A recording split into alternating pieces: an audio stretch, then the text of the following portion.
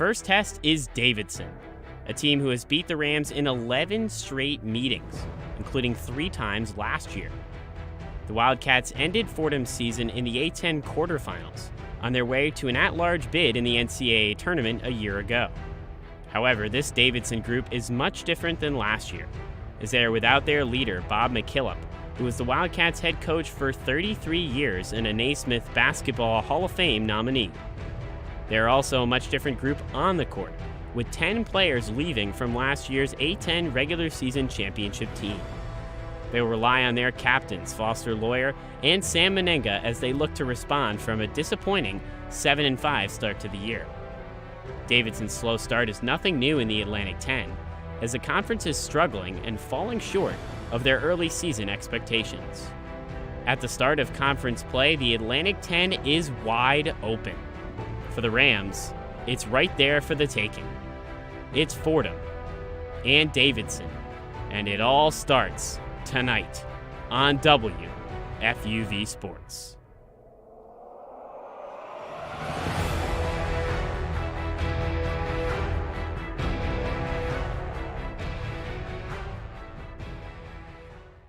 Sam Davis here with Coach Ergo. Coach, with the non-conference schedule kind of behind you now, what are you most happy with from the first 13 games, and where do you think the team can still improve? Yeah, I think I'm most happy with, the level of trust that our guys have built over the course of the non-conference.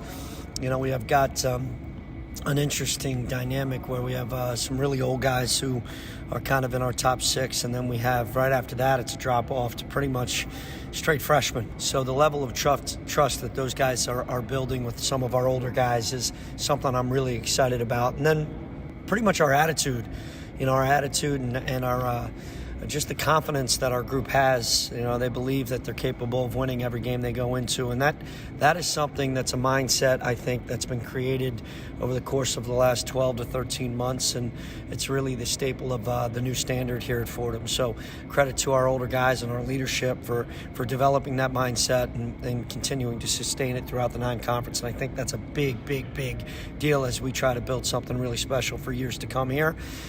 Things that we can work on, that never stops. I think it's pretty much everything, and that'll continue through March. Again, we're just trying to be the best team we can be by the end of March. That's always the goal. Clearly in conference play, we've got to take care of the basketball. We've got to prevent live ball turnovers where teams get out in transition, because our half-court defense is pretty solid. And then for us, I think just continuing to develop that trust on the defensive end is really important, because we are going to continue to utilize our depth, which has been very, very beneficial for us up to this point. But taking care of the basketball on defense on offense, and then I think our transition defense as a result needs to continue to work and get better, and our communication on that end. And that's usually, that's normal when you have a bunch of new guys, which we do. It takes a little while to continue to build that trust, and communication is vital, specifically in transition defense. Finally, looking at Davidson, they're led by Foster Loyer, a guy who can shoot from deep. He also is a very talented passer. So what's kind of the game plan with containing him and Davidson as a whole? Yeah, it's tough to contain him. He's an extremely talented player, but he's also one of the smartest basketball players in the country, let alone this league. So for us, it's just trying to contain him, keep him in front of us, really make things difficult, use our length, make everything contested for him, try to force him into some contested twos, which he's pretty good, but we want him to be shooting contested twos all night long. We don't want to let him get going from three, certainly don't want him seeing any easy transition threes, whether or not he makes them or miss them. We don't even want him getting them off. Try to frustrate him like that, and again, force him inside that college three where he's attempting twos, and he's going to make some. He's very good at drawing fouls as well, but like you said, he's also a great passer, so we've got to be loaded to the basketball. They have some other really talented kids and older guys, like, their big men. I'm not even going to, Menenga, whatever. I can't. Menenga, there you go. Menenga. Killed us last year. Really, really tough, strong, confident player. So offensive rebounding, or keeping them off of the offensive glass, is extremely important. That really hurt us when we played them last year, and Menenga was really the difference in those games. So using our size and our depth is really important against him. Making him have to defend end, right? So we've got to be able and not afraid to put the ball in the post and make him have to defend and try to wear him down over the course of 40 minutes because on the offensive end, he's very versatile. He can do a number of things. Sam Davidson, Ryan Gregoire with Coach Ergo. Coach, thanks so much. Thanks a lot. It's finally here, the Atlantic 10 Conference Opener at the Rose Hill Gym. It's Fordham Rams basketball against the Davidson Wildcats here on WFUV Sports. Welcome into the broadcast. I'm Sam Davis alongside Ryan Gregoire. Ryan, Fordham and first-year head coach Keith Ergo couldn't have asked for a much better start to the season. 12-1 in non-conference play, the best record through 13 games since 1970. They're going to look to carry that momentum into A10 play here tonight. It's hard to be perfect, Sam, but Fordham did just about as good a job as you could do. They handled their business in the non-conference. You can say what you want. The strength of schedule might be last in the country, but you look across the A10, other teams didn't do what they did. They didn't beat every single bye game on their schedule, so all the credit in the world goes to Coach Ergo, this staff for taking care of business. Now the real test tonight, this game versus Davidson, is going to say a lot about the Fordham Rams. Fordham has a lot to prove going forward in A10 conference play. There's a bunch of storylines in this one. We'll get through them over the course of the broadcast, but looking at the starting lineups first for the visiting Davidson College Wildcats, it's Foster Lawyer, the senior captain, number 0, Reed Bailey, number 1, the freshman forward, Sam Menenga, the junior forward, number 3, Grant Huffman, the junior guard, number 5, and Connor Kuchera, the junior guard, number 23. Meanwhile, for the Fordham Rams, it's the starting lineup they've rode with every single game except one this year. Darius Quisenberry missed last game against VMI. He's back in the starting lineup here tonight, the leading scorer for the Rams. Khalid Moore as well at the forward position, number 2. Kyle Rose, the junior guard, number 10. And Antrell Charlton, number 24, the guard. And rounding out the starting 5, it's Abdu Simbila, number 30, the forward for the Fordham Rams. Fordham wearing their white jerseys and white shorts. They'll be moving right to left. Meanwhile, the Davidson Wildcats in their red jerseys and red shorts moving left to right. It's going to be Reed Bailey, the freshman, going up for the tip against Abdu Simbila, as both sides are impatiently awaiting the start of conference play. So am I, Sam. I know, we're all super excited. It's a very nice and crowded gym here, as looks like both sides are officially ready to go and start A10 play here on December 28th, right before the new year, as Simbila will get ready to jump for the Rams. He wins the tip, and Charlton has it for Fordham, and the Rams are underway. They're moving right to left. Charlton at the top of the key, passes it to Quisenberry at the left arc. Quisenberry to Khalid Moore. Down into the right block, it's going to be Simbila. Working on Menenga, puts up the floater, off the front rim, no good. Rebounded by Sam Menenga. Here goes Lawyer pushing it the other way. Huffman at the right arc, lobs it into the right block. It's tipped away, and a foul is going to be called. It looks like Antrell Charlton will pick up a foul. Good hands getting the steal there, but a little too aggressive. And Davidson, you remember last year, they're really the class of the A10. They won the regular season in this conference, but a completely different look. Matt McKillop takes over for his father last year, a top 11 offense in the country. This year down to 93rd, a lot more vulnerable attack for Fordham. Here's Lawyer in the near sideline, passes it in to Menenga. He goes up and gets the floater to go. A physical play there for Sam Menenga, and the first points for Davidson. Menenga last year, 3 of his top 4 scoring games came against Fordham. He absolutely killed them last year, and he's off to a nice start in this one. Charlton has it now for the Rams. 2-0 Davidson in the first minute of the first half here of the A10 opener. Pass it to Quisenberry at the top of the perimeter. Quisenberry sizes up his defender, off a screen at the right elbow, kicks it out. Left wing, here's Moore into the paint, puts up the teardrop floater. It's too short. A foul will be called on the rebound. Let's see who this is against. Looks like it's going to be against Davidson. So Fordham will retain possession here. And just to see Darius Quisenberry back on the floor for Fordham, he was absent in that last game. They really struggled. Just 28% from 3. They took 39 of those. To have him kind of more composed offensive attack in this game will be a big help. Here is Quisenberry at the left arc, passes it to Charlton now. Kyle Rose at the right wing. Behind the back dribble, hands it off to Moore. Here's Moore working on Menenga, kicks it into the far corner. It's Rose. Step back 3 off the side of the rim as the shot clock expires, but Simbila grabs the offensive board and he's fouled. Fordham showing their strength against Davidson's weakness here early on with a couple of big rebounds in the first couple of possessions. Well, Deuce Samilla, you're not top 5 in the conference in rebounding by accident, right? He's able to use that size to his advantage a ton that time, just the physicality to box out the Wildcats there and keep the possession alive for the Rams. The Wildcats dead last in the rebounding margin in the A10 at minus 4.7. Meanwhile, Fordham is plus 5.2, so they're going to try and use that to their advantage here today. Quisenberry has a right arc three off the front rim. Another offensive rebound by Simbila. He goes up with the floater, and it goes in. 2-2 our score. That's where Fordham's going to be really explosive in this game. They had the advantage in the interior and using it right there. Here's Huffman the other way for the Wildcats. Has it at the right wing. Passes it to Skogman, who's checked into the game. Skogman has it guarded by Quisenberry. Hands it off to Huffman. Huffman down into the right block. It's Meninga. Meninga ball fakes. Now works down his defender, Simbila. Kicks it out to Huffman. Huffman looks to drive, and it's rejected by Simbila. Out of bounds. Possession will remain with the Wildcats. Simbila, he's all over the court early in this one. 11th in the nation in block percentage. Again, I talked about not rebounding by accident. You don't block by accident. Abdul Simbila, an absolute monster at shot blocking. 2.4 blocks per game as well. That's first in the Atlantic 10 Conference. As it's going to be Kuchera inbounding on the far sideline. Bounce pass in to Meninga. Meninga in the left block. Double team now. Kicks it out to Huffman. Fakes a three. Now he decides to take it. Shot clock expires. But a rebound there by Kuchera. He puts it up. Misses. Kyle Rose soars in for the rebound. It's 2-2 with 17:45 to go in the first half. Rose has it at the left wing. Off the high screen from Simbila. Passes it to Charlton. Now back to Rose at the top of the key. Rose splits the defense. Goes up and has his shot rejected by Meninga. Foster Lawyer the other way. Here's Kuchera trying to find Huffman. It's deflected away, but Kuchera gets it back. Now finds Huffman driving baseline underneath the basket, and he traveled. 2-2 our score, 17:26 to go in the first half. Huffman trying to tiptoe the sideline there, unable to do so. More of a defensive player last year. Someone Fordham, though, they're very familiar with after facing Davidson 3 times last season. Charlton will bring the ball up for the Rams. You mentioned those 3 meetings. Davidson won all of them. They've won 11 straight meetings. As Rose takes the right arc three, it's short. Rebounded by Kuchera for the Wildcats. He'll push it for Davidson. He's going to drive towards the far corner. Now passes it to Skogman, who swings it around. Meninga goes up and slams it down. Good ball movement from Davidson as they go up 4-2. Under 17 minutes to play now in the first half.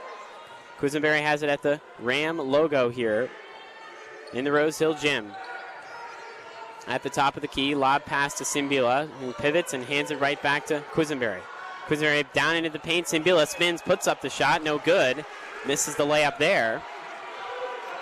Still 4-2 our score with 16:30 to go in the first half. Here's Skogman passing it to Meninga at the extended left elbow. Meninga hands it off to Huffman off a screen. And the switch there, but the pass is right through the hands of Meninga, out of bounds, a turnover for Davidson. Davidson had the right idea right there, though. Sam Meninga with Darius Quisenberry under the basket. That's a matchup you'd love to see if the Wildcats. So far, these first 2 possessions, Sam, you're seeing Davidson looks really composed, some good passing, unable, though, to get the shot right there. Sam Meninga, the junior forward from Auckland, New Zealand.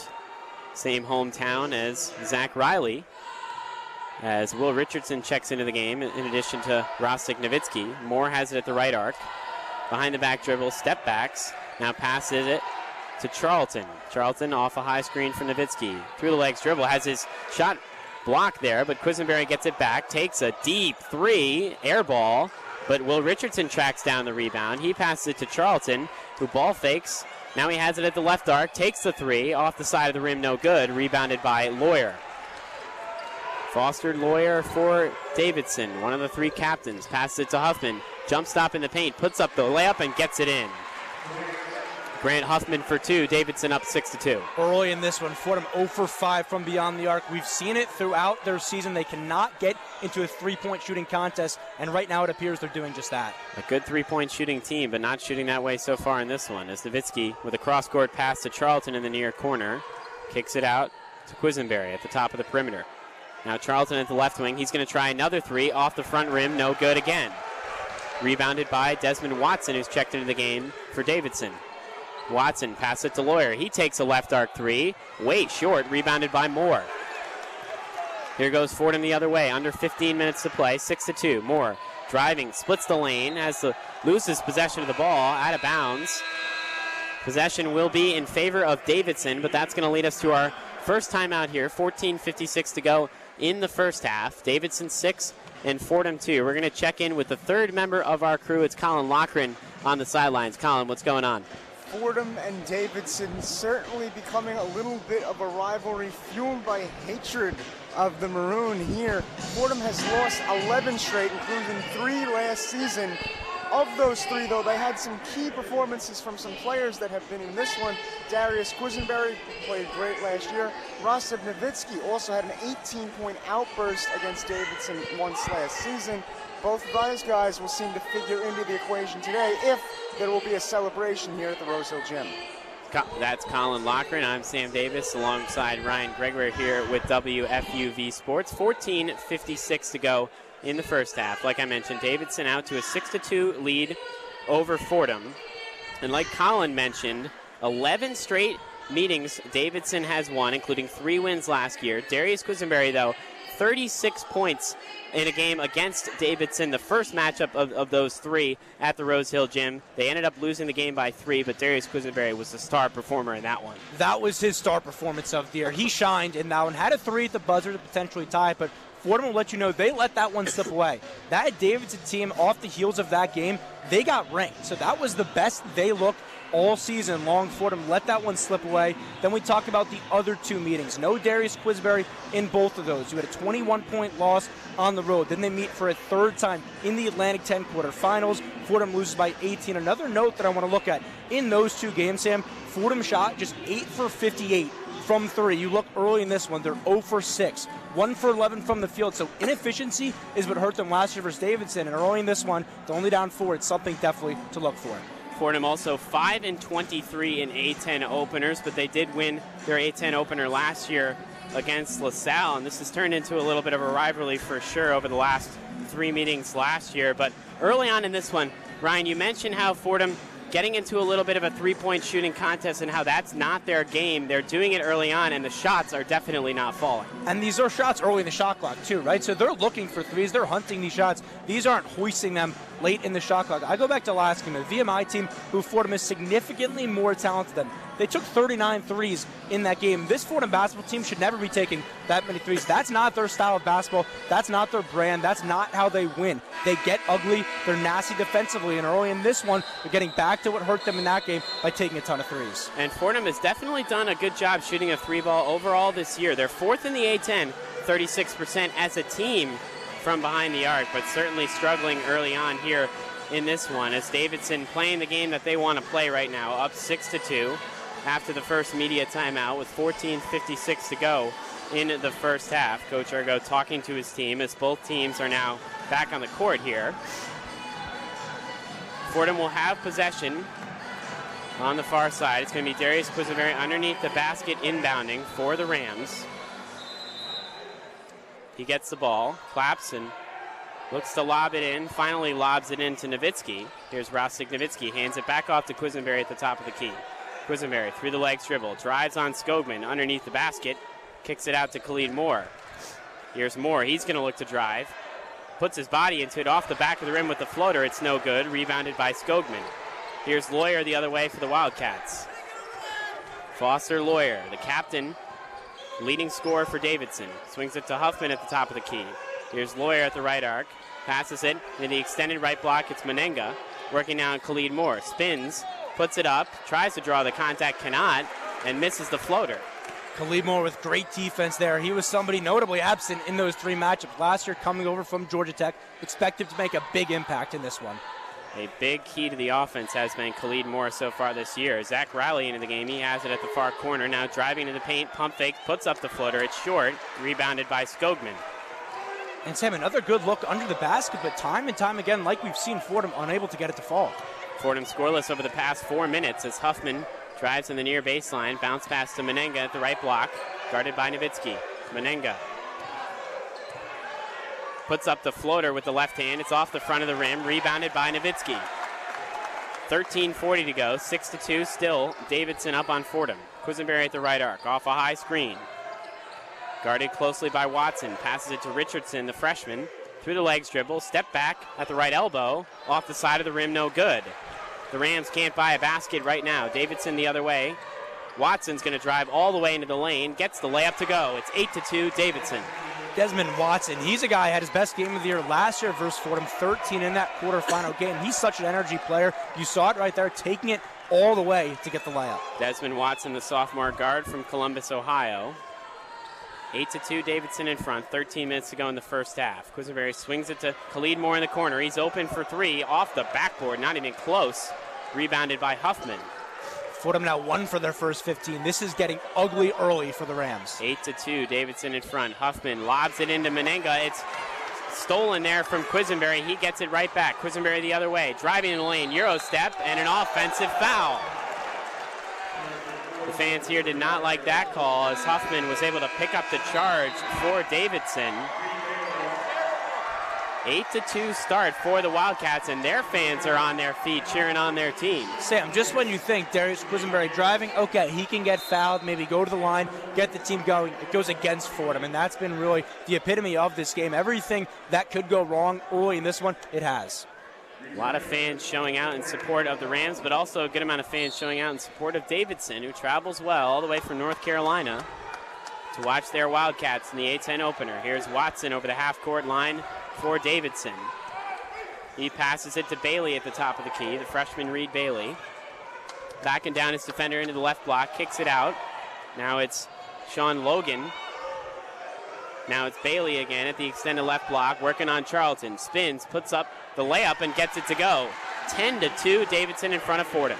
Reed Bailey, a true freshman. He's more of a stretch five on this team. So to see him put his back to the basket, a nice move inside, really talented move from the freshman. 12 minutes to go in the first half. Charlton swings it to Rose. Rose with a bounce pass to Nowitzki. He's quickly doubled there in the corner, and he looks to get it out. Finally does to Charlton. Almost forced a turnover there as Ramad Dean has it at the right arc. Loses possession of the ball. Another turnover. Watson the other way for Davidson. 2-on-2. Puts the layup up. No good. Loose rebound grabbed by Dean. He hands it off to Charlton. It's 10-2, Davidson in front of the Rams. Struggling here early on. Charlton at the top of the key, works to the left arc. Bounce pass underneath the basket, it's Riley. Riley spins, still in the paint, double team, puts it up and gets the floater to go. Finally a basket for the Fordham Rams, it's 10-4. I thought last game, Zach Riley had one of the most impressive 8-point performances I've ever seen. He was all over the court. He made his impact on the floor felt instantly. Zach Riley, a couple of clutch three-pointers in that last game against VMI.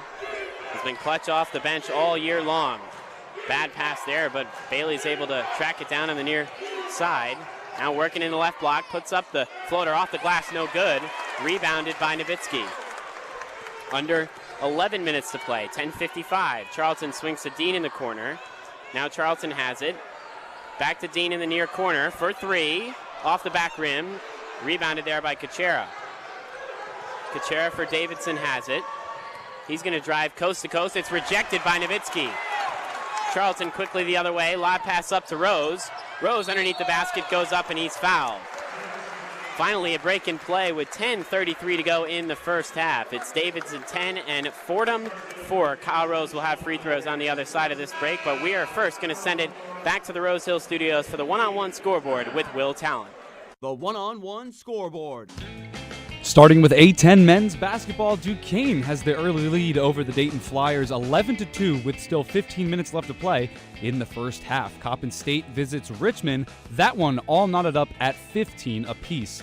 Among the top 25 programs in the country, a Big East clash between Villanova and number 2 UConn as the Huskies lead the Wildcats 33-30. Lots of SEC matchups as number 7 Tennessee just barely edged unranked Ole Miss 63-59, improving their record to 11-2. Number 20 Auburn is out in front of Florida 13-11 in the first half. Missouri and number 19 Kentucky has the Wildcats trailing the Tigers 17-10 halfway through the first half. Number 8 Alabama and number 21 Mississippi State will duke it out in Starkville, being the only SEC matchup where both teams are ranked tonight. Number 9 Arkansas and LSU will round out the SEC slate, with tip-off coming at 9. Only one local NBA team in action tonight as the Nets make the trip to Atlanta to face the Hawks. Tip-off approaching momentarily. And finally, over on the ice, the Devils welcome the Boston Bruins to the Prudential Center with puck drop slated for 7:30. With the one-on-one scoreboard, I'm Will Talent.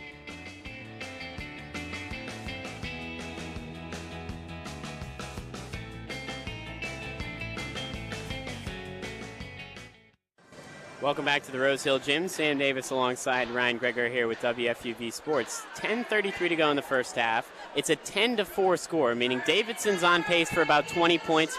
Fordham's on pace for about 8 points here, about halfway through the first half. It's been a struggle, especially for Fordham offensively.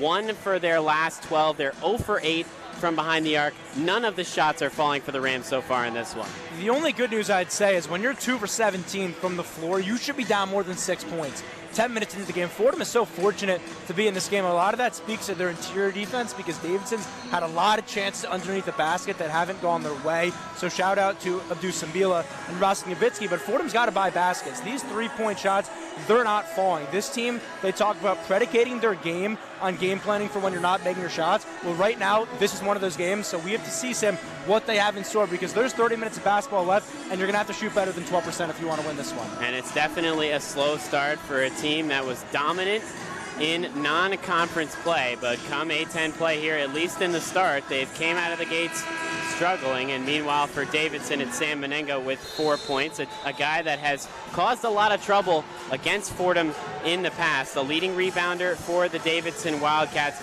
just had 9 points last game against Northeastern. That was a season low for him, but a captain, a very solid rebounder, and somebody that Davidson turns to outside of Foster Lawyer, obviously their leading scorer, but a guy like Sam Menenga can fill it up as well. He really knows his way around the basket. We've seen it in this one with 4 early points. Expect him taking 4 shots. Expect him to take plenty more throughout this game.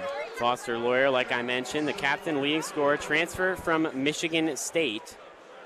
As it's going to be free throws here for Kyle Rose coming out of the timeout as a result of the shooting foul against him.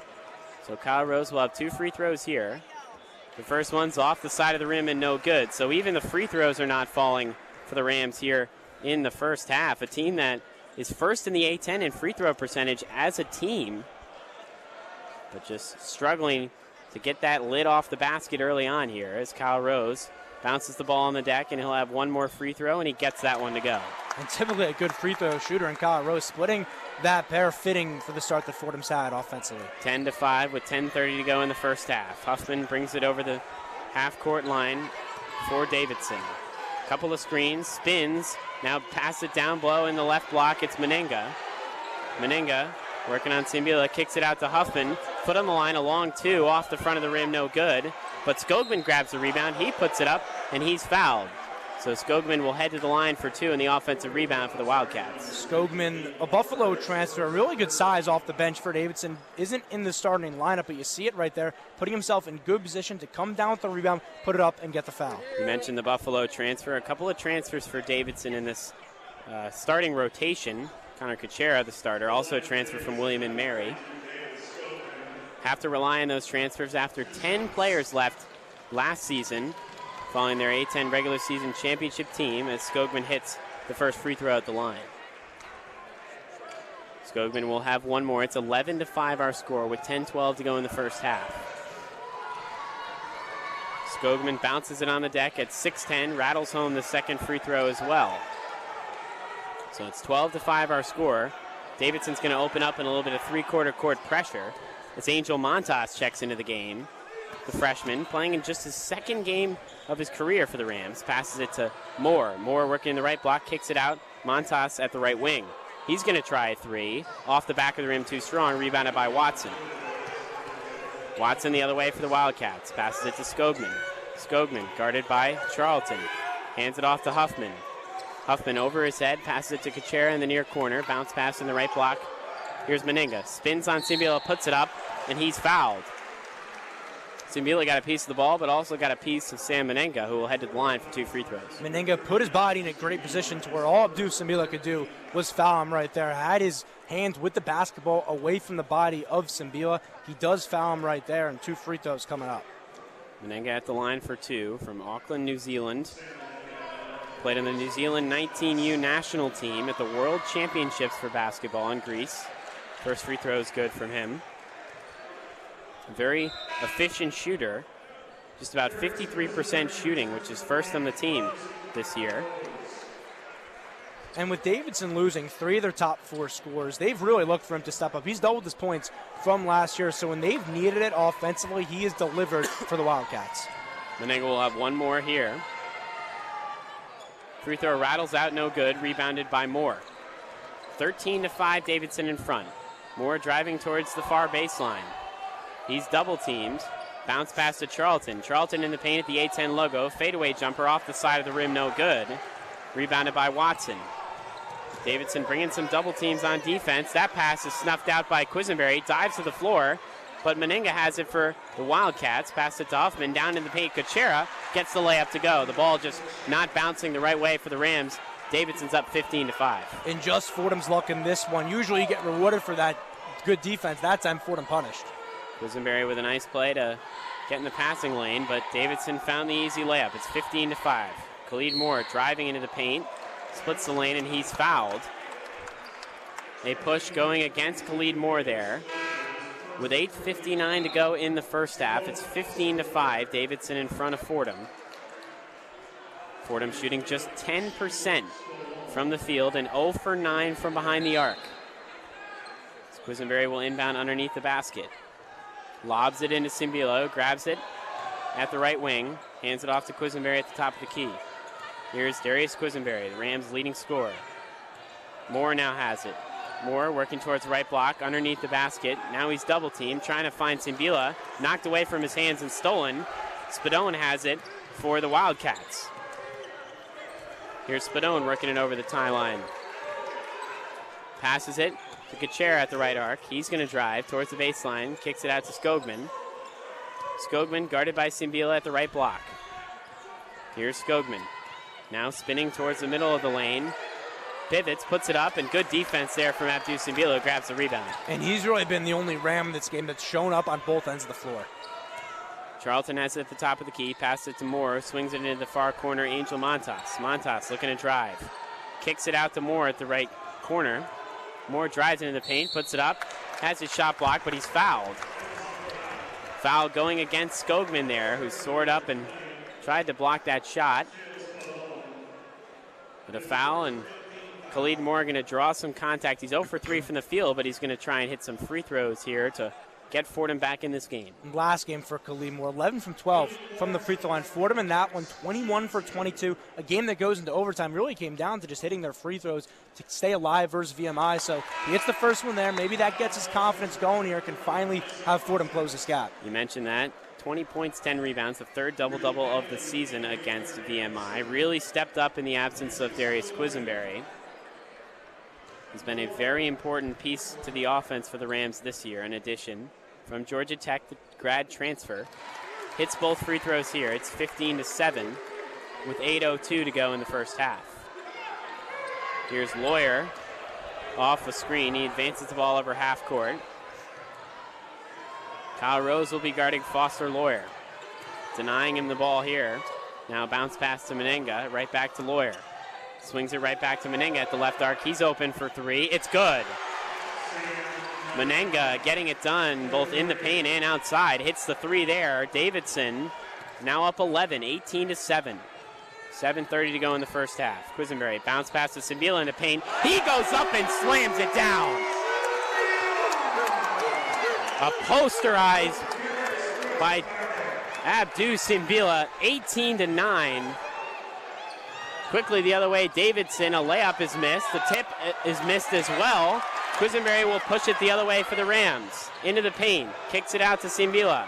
Pass it to Moore in the far corner. Pump fakes, looks to drive baseline, has it knocked away, out of bounds and a turnover. 7:03 to go in the first half. It's 18-9, Davidson in front of the Fordham Rams. We're going to go back to our sideline reporter in Colin Loughran. Take it away, Colin. Guys, it has not been a pretty shooting performance so far for the Fordham Rams. They are shooting 45.2% for the season from field goal percentage range.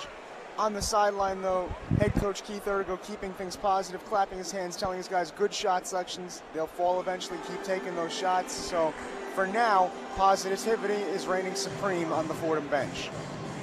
Thank you, Colin. Appreciate that. And some positive messages from Keith Ergo. Not surprised, head coach Ergo. Very positive with his team, encouraging them, and has had a lot of success, starting 12-1 on the year. And right there, Ryan, we saw a possession where Fordham, a huge dunk from Simbila, thinking maybe that kind of changes the momentum, but then immediately back down on the court, a turnover, just kind of symbolizing the first half here, where Fordham has been trying to work their way back. The shots aren't falling and shooting themselves in the foot a little bit as well. It's a great way to put it, Sam. That play from Simbila, yes, it was flashy, but it only counts as 2 points on the scoreboard. And when you're already down at that point, double digits in this one, now you're down 9, you need everything to fall. Khalid Moore with a bit of a careless turnover there. That's something in this game when you're shooting 3 for 20, you have to prevent. Coach Ergo talks all the time about the importance of limiting turnovers. It's the biggest area they look to improve on day in and day out. And so far in this game, okay, 4 turnovers. Davidson has 3, so you're not getting killed there. But when you shoot 3 for 20, it becomes all the more important. And Ryan, we talked about how Fordham has the advantage in the paint, but you got to give credit to Davidson and head coach Matt McKillop for what he's been doing, double teaming a lot of guys, whether it be Khalid Moore, whether it be Nowitzki in the corner as well, trying to force the ball out of their hands, force the ball out of the paint and out to the perimeter.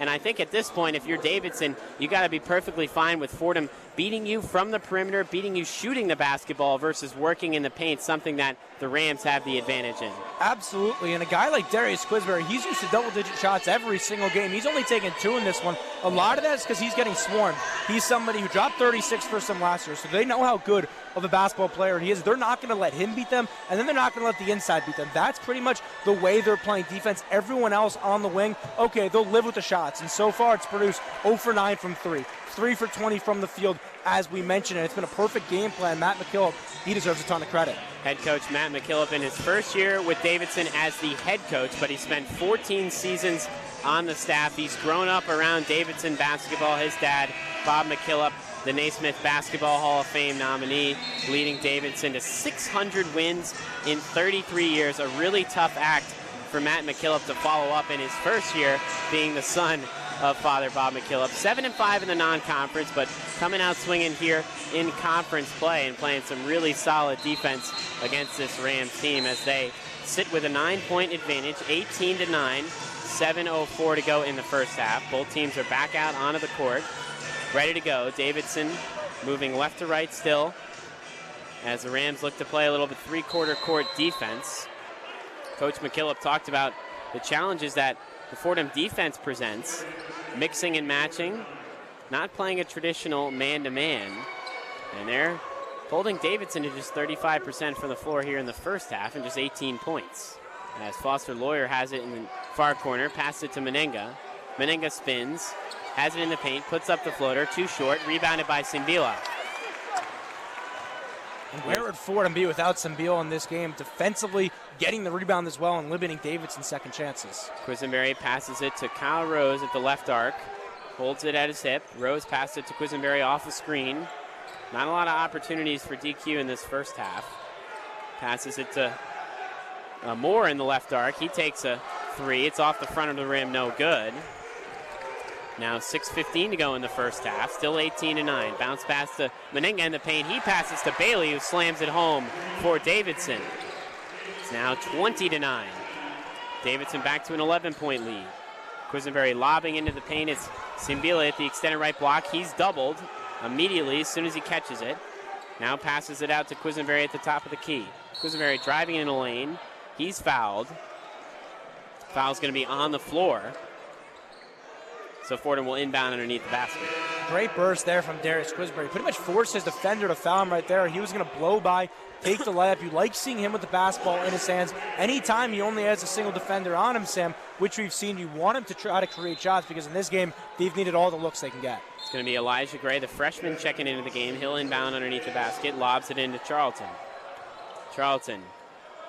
Extended elbow jump shot off the back of the rim, no good. Rebounded by Watson for the Wildcats. He looks to push it up. It's deflected. Kyle Rose gets the steal. Charlton the other way. The top of the key, swings it to Quisenberry. Rose at the left arc, fakes a three, into the paint. Spins, kicks it out to Charlton. Right arc three, off the back of the rim, no good. Now 0 for 11 from behind the arc of the Fordham Rams as they're down 11, 20-9 with 5:20 to go in the first half. Here's Watson for Davidson. Passes it to Menenga at the right elbow. Menenga working his way out to the three-point line, guarded by Rose. Menenga spins into the paint, puts it up, rejected by Simbila. Huffman gets it back. He has it in the far corner. Huffman drives into the paint, puts up the reverse layup, no good. Loose rebound, out of bounds off of Davidson. Fordham will have possession. It's rare in this game to see the ball bounce Fordham's way, right? It's not something that we're used to, especially in this game. But Fordham, their defense, they've held strong. They're holding Davidson 1 to their last 6 from the field. So that momentum on defense, if they can find any way to turn it into offense, they'll desperately need it. Will Richardson will bring up the ball, the freshman. Got his first start of his career last game against VMI in the absence of Darius Quisenberry. Bounce pass to Nowitzki, swings to the left arc, Kyle Rose. Here's Rose. High screen from Nowitzki. Lobs it in the paint at the left block, and Nowitzki puts up the layup and misses it. Fordham cannot get a basket to fall. Scoreless in the last 2.5 minutes. Lawyer drives into the paint, has it knocked away, out of bounds, but it's knocked out of bounds off of Fordham is the referee's call, so possession will stay with Davidson. Foster Lawyer's been held quiet, 0 points so far in this one. That's where there could be, obviously it's positive, but some concern potentially if you're Fordham, because that's a guy he hasn't even gotten going in this one, averaging 18 points a game to have just taken 1 shot. Really impressive defense on Fordham on him, but obviously it hasn't worked out in other ways. Lawyer's struggled in the last couple of games, just 20% from behind the arc in the last 4 games. Shot 29% against Northeastern in a game that Davidson lost. He's going to take a right arc 3 here off the front of the rim, rebounded by Menenga in the paint. He goes up and he's fouled. Good positioning there from Sam Menenga. Will be at the line for 2. Now what Davidson did there, they switched inside the court on that inbound, and that drew Nowitzki out to the perimeter. So Foster Lawyer taking that shot. Regardless of what happened there, Sam Menenga was going to be in great position on a guard. You saw it right there. He was able to get the rebound, put it back up, and get the foul. So a great play call from Davidson. It allows Lawyer, even if you miss the 3, you get a chance. This is exactly what happened. Menenga, the leading scorer for both sides with 8 points. The first free throw, though, is no good off the front of the rim. Just a 58% free throw shooter, so that's the one disadvantage of his game here. But a good offensive rebound there for the Wildcats, giving him the second chance opportunity. As he's going to step to the line for one more. That one's off the back rim, no good as well. Rebound is tracked down by Bailey, but he can't get it. Here's Riley the other way for the Rams. Pass it to Quisenberry at the right arc, fakes a 3, drives baseline, now pulls it back out, swings it to Riley, into the paint Nowitzki, passes it to Richardson at the left arc, back to Riley. Quisenberry with a deep 3 off the back of the rim, no good, rebounded by Lawyer. Fordham forcing their shots a little bit here. And when he's really feeling it, sorry Sam, that's a shot that you live with, but when he's 0 for 2 in this one, and Fordham struggled as they have from 3, that's not the shot you can take. Here's Bailey at the top of the key, swings it to Menenga, who hands it off to Lawyer, and Lawyer's fouled. A reach-in foul going against the freshman Elijah Gray. Now with 3:41 to go in the first half, we're going to take a break. 20-9, Davidson in front of the Fordham Rams. Let's go back to the Rose Hill Studios for the one-on-one scoreboard with Will Talent. The one-on-one scoreboard. Checking back in with A10 men's basketball, Dayton now has the advantage over Duquesne 14-13 with time winding down in the first half. Richmond has broken the steady tie with Coppin State as the Spiders lead 18-17 with under 7 minutes left in the first. Now in the top 25, Villanova is keeping number 2 UConn in check as the Huskies only hold a 1-point advantage over the Wildcats with second half starting soon. Number 20 Auburn has the upper hand over Florida 17-14. Missouri maintains a 24-13 lead over 19 Kentucky with under 4 minutes remaining in the first. Number 8 Alabama and number 21 Mississippi State, the only SEC matchups where both teams are ranked tonight, will be ready to go at 9. Number 9 Arkansas and LSU round out the SEC action with tip set for 9. And number 7 Tennessee narrowly navigated past unranked Ole Miss by a score of 63-59. Only one local NBA team in action tonight as the Nets are down in Atlanta to face the Hawks. No score in that one just yet. And finally, in the NHL, the Devils host the Boston Bruins tonight. Also, no score just yet. With the one-on-one scoreboard, I'm Will Talent.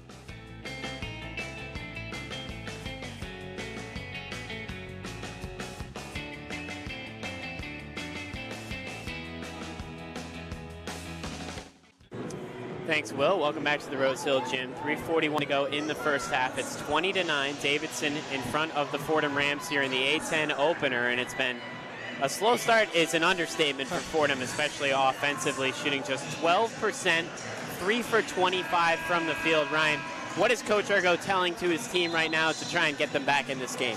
I brought up earlier how this team, they game plan for missing shots. So I don't know if you game plan for shooting 3 for 25, right? That's 12%. Last time we talked, it was 11%. To think that they've improved that and it's somehow gotten worse is unfathomable to think about. 0 for 12 from 3. I think what you talked about, what you can control is those errant threes. That's not your game. Those deep threes early in the shot clock with contest. That's not Fordham basketball. You look up at the scoreboard, you're only down 11, so you don't have to completely abandon the two-point shot.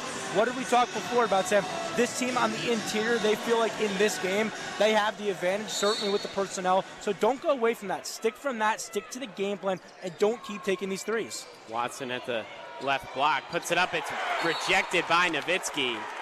A couple of big blocks from the big man for Fordham, and like you mentioned, Ryan, that advantage in the post showing itself right there. That's exactly what I was going to say. You talk about these two bigs.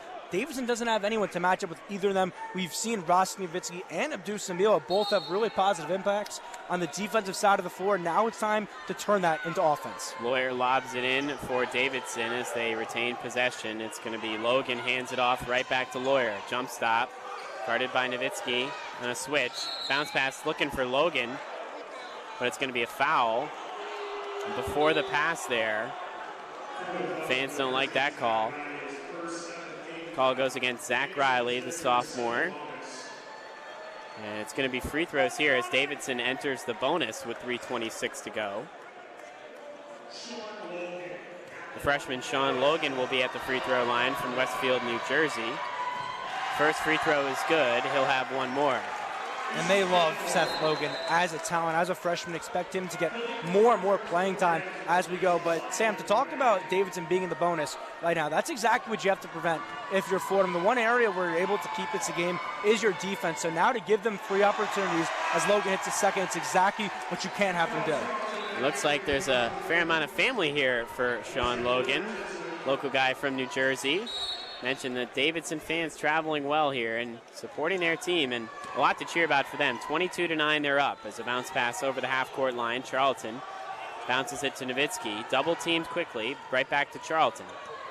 Charlton at the left arc, bounce pass to Nowitzki. Here comes the double team again. Bounce pass to a cutting Riley, puts up the floater, gets it in. It's now 11-22. Fordham finally gets a basket to go after 4 minutes being scoreless. Just their fourth field goal of the game. Under 3 minutes to play in the first half. Watson in the far corner has it for Davidson. 2:50 to go. Swings it to Huffman at the right arc. He's going to take a three off the front of the rim, but an offensive rebound for the Wildcats. Here's Watson. Huffman in the near corner. He's open again and misses another three, rebounded by Nowitzki. Quisenberry the other way for the Rams. Over the half-court line at the top of the key. Riley at the right arc. Thought about a three, but lobs it into Nowitzki instead. Nowitzki, bounce pass to Riley. Lob pass to the far corner, Charlton. He looks to drive, puts up the layup and one. A huge basket for the Rams. Charlton will be at the line for one more. That's a sight to see for Antro Charlton, coming off probably his worst game as a Fordham Ram last time out. 2 for 14.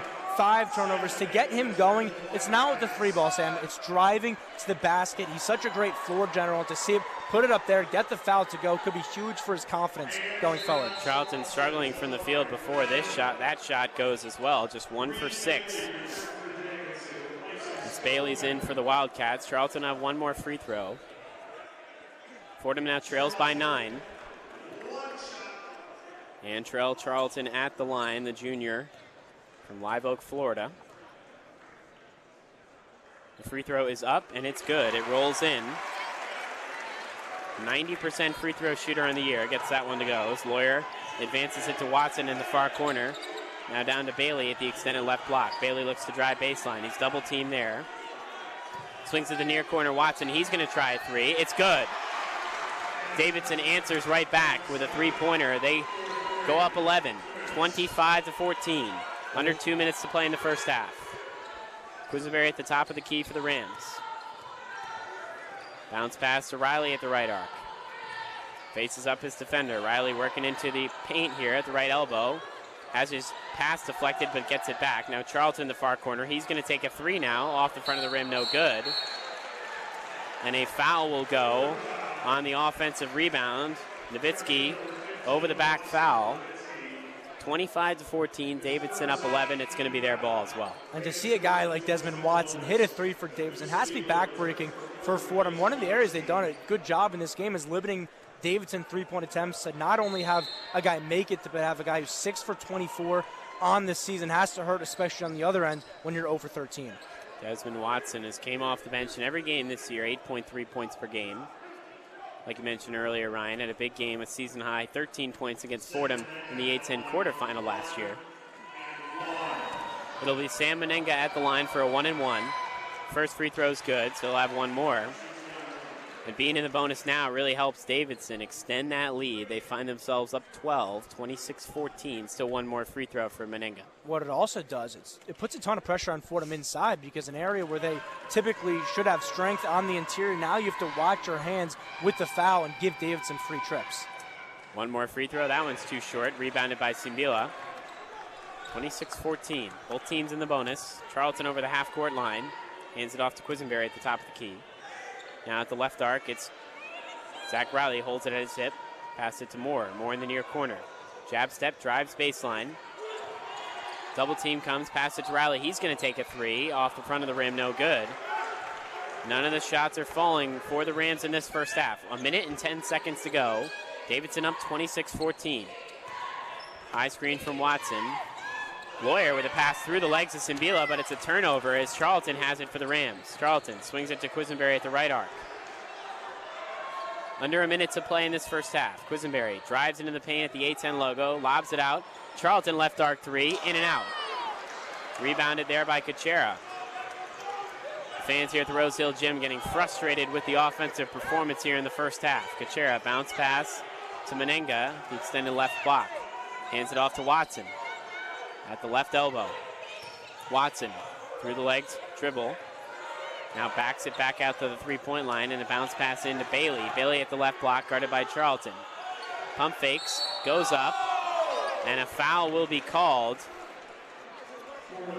with 5 seconds left in the shot clock and just 23 seconds left in the first half. The shot clock's now off, and it's going to be Bailey at the line for a 1-on-1. You see the frustration from Coach Ergo there. I'm not sure what more Angel Charlton could do. Obviously, there's a height disadvantage, but it seemed like he stood tall in the paint, put his hands up, but a great job. Credit to Davidson and Reed Bailey for getting the foul. Charlton, great defense, 6'5". Reed Bailey, 6'11", so a serious height disadvantage there for Charlton, but it was called a foul. It's the first free throw is good. It was a shooting foul, so there will be two shots. 27-14. Davidson extending this lead with some free throws here in the final minute. As Reed Bailey, the freshman forward from Harvard, Mass. He's got one more free throw. Rattles out of the rim and no good. So 27-14 the score. Fordham will have the final possession of the first half, and they're going to call a timeout here with 18.1 seconds to go here. And Fordham, despite the fact that they've really struggled, just 16% from the field, they still have an opportunity, perhaps a three ball, although they haven't had any drops so far in the first half, could get them back into a 10-point deficit here before halftime. Well, that's crazy to think about it in this game. It's crazy to think about Fordham even hitting a three, Sam. That's the other element of this. You have to give credit to Olden Davidson to 27 points, 31 from the field, 2 for 7 from three. They're lucky to be in this game. We've talked about it so much. But going out of that timeout, I love that call from Coach Ergo. You need any momentum to head into halftime. So if this timeout can allow you to regather, let your guys get composed, draw up a great play, possibly get some momentum, you feel good about this play after Fordham. They just showed Chuba Ohams on the big screen here in attendance at the Rose Hill Gym. Of course, the big player in Fordham Rams run in the A10 tournament last year. And the leading scorer in 2 of those 3 Davidson games without Terry Squisenberry. So if there's somebody that Fordham's missing on the court right now, it's sure Trubo Williams. Coach Ergo will have to see if he can suit up and get out there for the second half. But Quisenberry has it on the inbound pass with the final shot of the first half. With 27-14, Davidson up 13 points. Quisenberry will dribble it out at the Ram logo. He's going to take a deep 3. It's off the front of the rim, no good. Moore soars in for the rebound. It's going to be a jump ball, possession arrow in favor of Davidson. 2.5 seconds to go. A deep 3 from Quisenberry, still with 6 seconds on the game clock. I got to be honest, Sam. I'd be shocked if that's the play Fordham drew up, and more concerned if it is, because to have the timeout and then to draw up a deep 3 with slight contest with time on the shot clock, or the game clock, that's unfathomable to believe, especially when you are now 0 for 16 from 3. Give credit to Khalid Moore for fighting for it, but at the end of the day, all that does now is let Davidson set up. Definitely a questionable shot selection, to say the least, especially, like you mentioned, Ryan, some time left on that clock, and Davidson used a quick timeout here to talk things over before the end of the first half. 0 for 16. I'm trying to see if I saw that right with how much that Fordham has struggled here in the first half from behind the arc, as Davidson will have to work the full length of the court here in 2 seconds, 2.5 seconds to be exact. It's going to be Bailey inbounding underneath his own basket. Long pass to Menenga, who's able to catch it, drive to the help, puts it up, and gets the layup to go at the buzzer. A long pass from one side of the court to the other, and Menenga gets the layup to go. As time expires in the first half, it's 29-14, Davidson ahead of Fordham. We're going to send it back to the Rose Hill Studios for the one-on-one halftime report with Brian Raybacks. The one-on-one halftime report. Thank you, Sam, as welcome into the one-on-one halftime report here in our Rose Hill Studios. I am Brian Raybacks, joined alongside Will Talent, as Fordham opening up A10 play tonight. They trail Davidson 29-14 at the half. It's been a struggle so far for the Rams. They haven't been able to get the shots falling, and Davidson leading by 15 at the half. So we'll break it down, all the action from the first half. But before we get into that, we're going to send it over to Will Talent for another one-on-one scoreboard. The one-on-one scoreboard. Taking another look at A10 men's basketball, Dayton and Duquesne has the Flyers out in front 30-24 at half. Coppin State is catching back up again as the Eagles only trail Richmond 34-30 with under a minute left in the first half. As for the top 25, number 2 UConn has the 6-point cushion over Villanova, 43-36 at the start of the second. Florida has claimed the lead over number 20 Auburn, 26-23 at the halfway point. Missouri maintains a 40-26 lead over number 19 Kentucky with under 2 minutes remaining in the first. Number 8 Alabama and number 21 Mississippi State, the only SEC matchup where both teams are ranked tonight, will be ready to go at 9. And number 9 Arkansas and LSU round out the SEC action tonight, with tip set for 9 o'clock. In the NBA, the Nets are down in Atlanta to face the Hawks tonight. Atlanta has the 23-20 lead over Brooklyn as the first quarter wraps up. And finally, in the NHL, the Devils host the Boston Bruins tonight. No score, still 10 minutes into the first. With the one-on-one scoreboard, I'm Will Talent. Well, thank you, Will. And let's get into this first half of action from the Rose Hill Gym. And it was a highly anticipated matchup between Fordham and Davidson, especially with the start that the Rams got out to in their first 13 games in non-conference play. Now they're in A10 play, and Davidson being the top dogs they were last year in the conference. A lot of people are looking forward to this one, and so far, down 15 at the half, the Rams have kind of fallen flat. Yeah, Brian, it's definitely the test for the Rams. Now, obviously, they've played bigger games. Maybe not bigger than Davidson, but they've played big games so far this year. They go down to Tulane. They were not heavy. They weren't even close to being favorites in that one, and they win by 5. In this one, we were talking about it before while we were sitting in the studio, and this was back and forth. Fordham was a 1-point or sometimes a half-point favorite. Kept going back and forth before tip-off, and they really have their work cut out for them in the second half. This is a big game for them. This is a statement game for Fordham. If they can take down Davidson, a team that is perennially really solid in the Atlantic 10 Conference, it'd be a huge win for them. But they need to get it together. They need to start getting more shots to fall.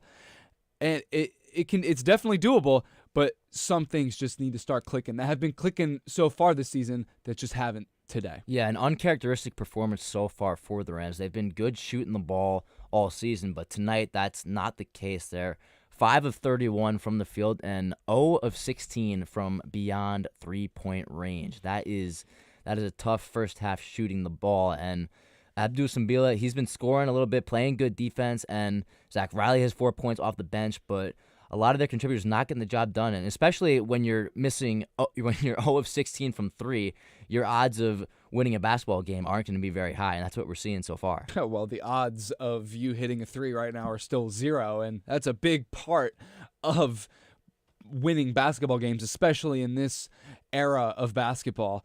Just like I said before, though, Brian, nothing really seems to be clicking for this team, and it's shocking because it seems like everything has been clicking for this team. They've only lost one game, and it came to number 9 Arkansas. Number 9, a top 10 team in the country, and you can say that's your only loss. It's a very respectable loss. Absolutely. So any other team that they've played, they've taken care of business, and tonight it's a big crowd. There's a lot going on. We heard about it. Rose Hill is rocking over break, and they need to live up to it. They're playing. They're a good basketball team, and right now they're getting their first test.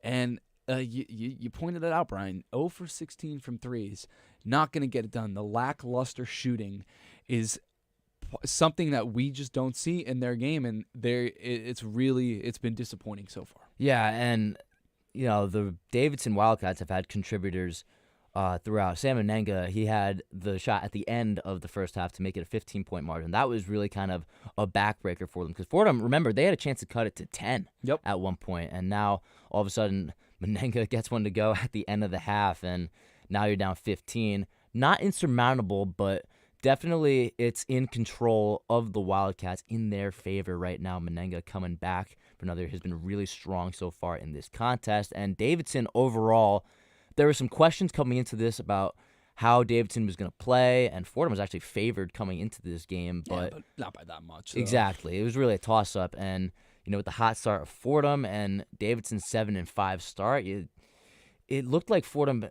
they had a shot to make a statement, and so far they haven't done that, but it's not over. There's still a second half to be played, but Davidson, I think they're proving right now they're still Davidson. Well, let me tell you though, Brian, this, like I said before, this is a team that is usually in March Madness. 7-5, 12-1, it doesn't matter. When you are a program that can consistently make the NCAA tournament, you're good. You're good. Rosters, obviously, they change a lot in college due to a whole bunch of certain different things. But when you have a steady program that is able to make the national tournament and be on that stage each year, you are in for a treat. You got it. You have to put the work in. Fordham's having a great year, not taking anything away from them, but like we keep saying, this is their test. And like you said, Menenga, Coach Ergo in a pregame, I don't think he wouldn't have mentioned him if he wasn't so impactful. 4 for 9 from the field, 11 points, leading scorer. He was like, I can't even get to him right now. He couldn't say his name in the beginning, but he's a good player. He's obviously the best one on the floor for Davidson, and they don't really have an answer for him. So locking it down defensively against Menenga may be the answer here, because there really isn't a lot of, other than the shooting for the Rams, there really isn't a lot of glaring holes. Their turnovers, they only have 4. That's been a problem this year. They haven't been able to hold on to the ball consistently. They only have 4.5.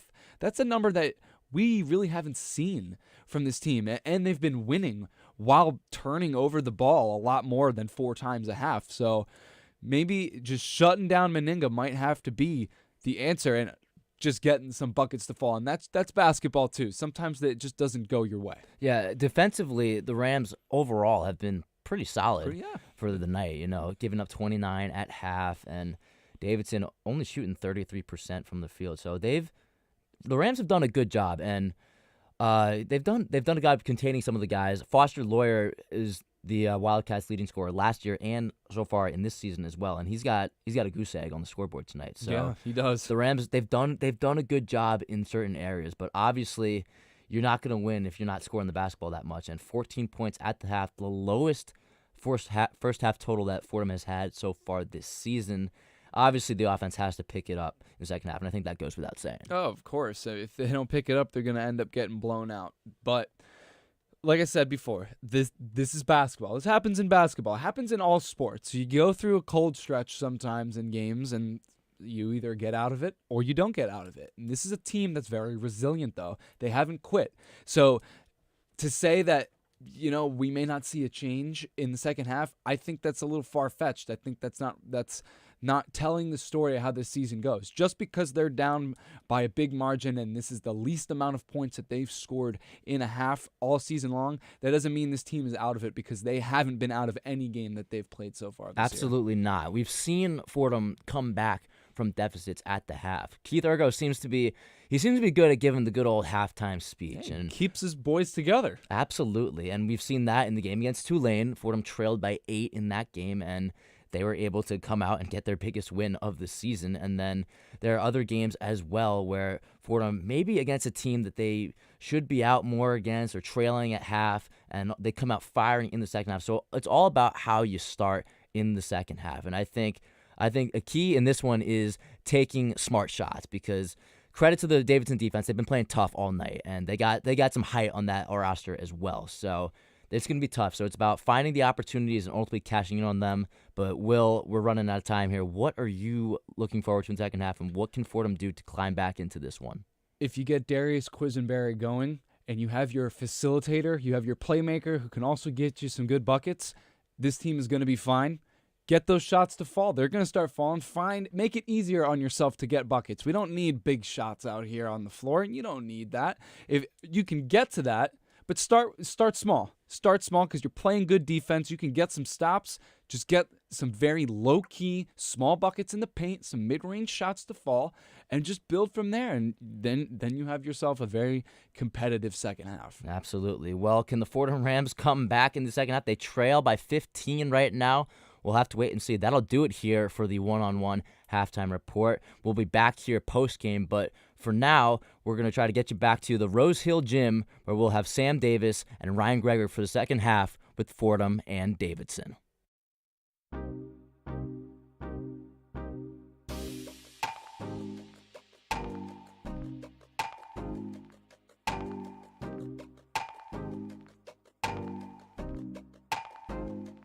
Hi, this is Michael Kay, WFUV class of 1982. WFUV is your home for all things Fordham athletics, with live coverage of Fordham football, Fordham men's and women's basketball, in addition to our Saturday show, One-on-One. Stay right here on 90.7 FM for all things WFUV Sports.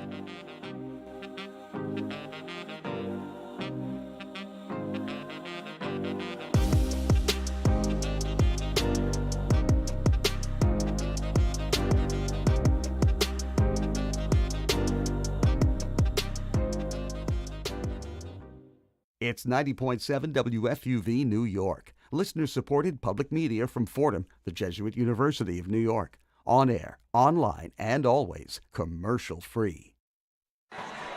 Welcome back to the Rose Hill Gym. Sam Davis alongside Ryan Gregory with WFUV Sports.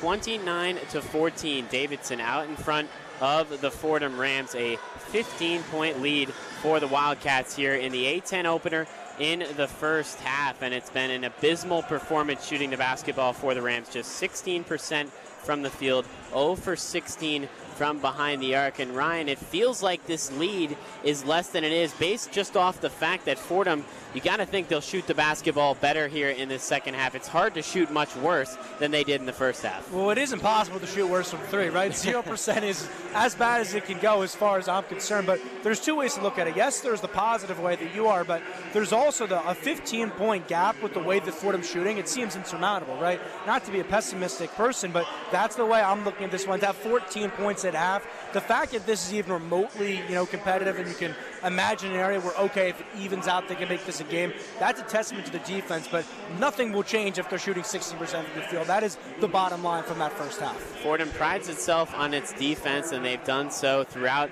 the season, but they've also had a much better offensive performance this year than they have in years past, but not the case here tonight. The leading scorer for the Rams is Simbila with 4 points and Zach Riley with 4 points. Meanwhile, for Davidson, it's been Sam Menenga with 11 points leading the way for the Wildcats. And another thing that you could say, I guess, is a good sign and a positive from the first half of the Rams defensively, but also concerning for the second half is that Foster Lawyer, the leading scorer for Davidson, held scoreless. So that's a positive sign, obviously, for Fordham defensively, but still, the fact that he's scoreless, you got to think he's going to find a way to score in this second half, and that's going to help Davidson as well going forward. Yeah, again, it's a double-edged sword. There's two ways to look at it. It's, yes, you've done a great job on him, but how long can you contain him? The thing that I look at is only 2 shot attempts. That's what's shocking to me.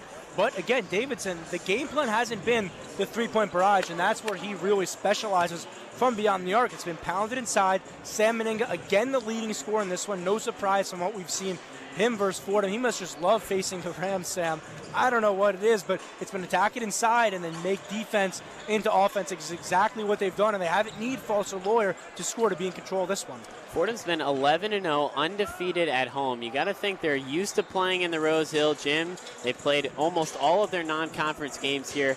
Really unexplainable how much they've been struggling here so far in the first half shooting the basketball. But another issue with the Rams has been the rebounding battle. They're losing the rebounding battle by 10. It's 30-20, Davidson in front in that aspect. We talked about how Fordham had that advantage heading into tonight, but they haven't been able to take advantage of it, and Davidson has actually dominated the board so far in the first half. It's a great point, and definitely another cause for concern, right? It seems like everything that we look at is another area where the Rams are struggling, and a lot of that to me has to do with Fordham trying to space the floor and taking all these threes. With 16 threes taken, Davidson just has 7. They're playing a lot more of an interior game, which we thought would benefit Fordham, but no, it's been Davidson in this one. And again, I brought this up right before the half, but if Fordham wants to make this a game, it can't be with the three-point shooting, because what we've seen in this one, you're incapable of shooting the three ball. So get it inside, attack the basket, be more interior focused than you were in the first half, and maybe you keep your defense up, you can make this a game. Davidson in their last game against Northeastern, a game that they lost. Northeastern just 3-7 on the year heading into that game. But what Northeastern did well is score in the paint. They had 36 points in the paint in that game. Fordham with just 10 so far here in the first half. They're going to look to get guys like Abdou Simbila going even more. Really the only guy that's done anything for Fordham so far in this first half. He has 6 rebounds and 4 points. And you're also going to look to get Rostik Nowitzki going for the Rams as well. Coach Ergo has been really impressed with what those guys, both of them, have done in the paint presence for the Rams all season long. But today, and tonight especially in the first half, they did not get much going. You're going to need to see them take an extra step here in this second half for the Rams to work their way back in it. Well, I want to see it with more opportunities, because Rostik Nowitzki's just taken 1 shot. You flash back to last year, his breakout game with the last game of the year. First Davidson, 18 points in that one. Multiple blocks in that one. Really a focus for the Rams inside. This time, this game, they've really, steered away from him a lot in the interior. Setup looks for him because he has the size advantage. He has the skills around the basket to take anyone inside, but we haven't seen them give him a lot of opportunities, and if you want to make it a game, that's definitely something to look at. Both teams are back out onto the court here for some second half action in the A10 opener. Fordham still has 20 minutes ahead of them to try and work their way back into this game as they trail by 15. It's the largest lead of the game for Davidson as they have at halftime. They're 4-0 when leading at halftime. Have not lost the game yet and have a sizable lead here. But we'll see if Fordham can cut into that as they're looking inbounding. Now moving left to right, a lob pass in to Kyle Rose for the Rams. He'll have it over the half-court line. High screen from Simbila. Bounce pass to him now at the right arc. Hands it off to Charlton off a screen. Here's Quisenberry, left arc 3. And it's short, but a foul is called, an offensive foul on the screen set to free up Quisenberry. So a good play there to get Darius Quisenberry an open look, but the screen there leads to the turnover for the Rams. And man, Sam, wouldn't have been fitting if he made that shot. It didn't count the first 3, but it did hit front iron. Certainly 13 seconds into the half, not the start Fordham was looking for. Quisenberry 0 for 4 from behind the arc, 0 for 4 from the field. As Huffman has it for the Wildcats at the top of the key. Passes it to Bailey at the left arc. Off a high screen. Here's the freshman Bailey.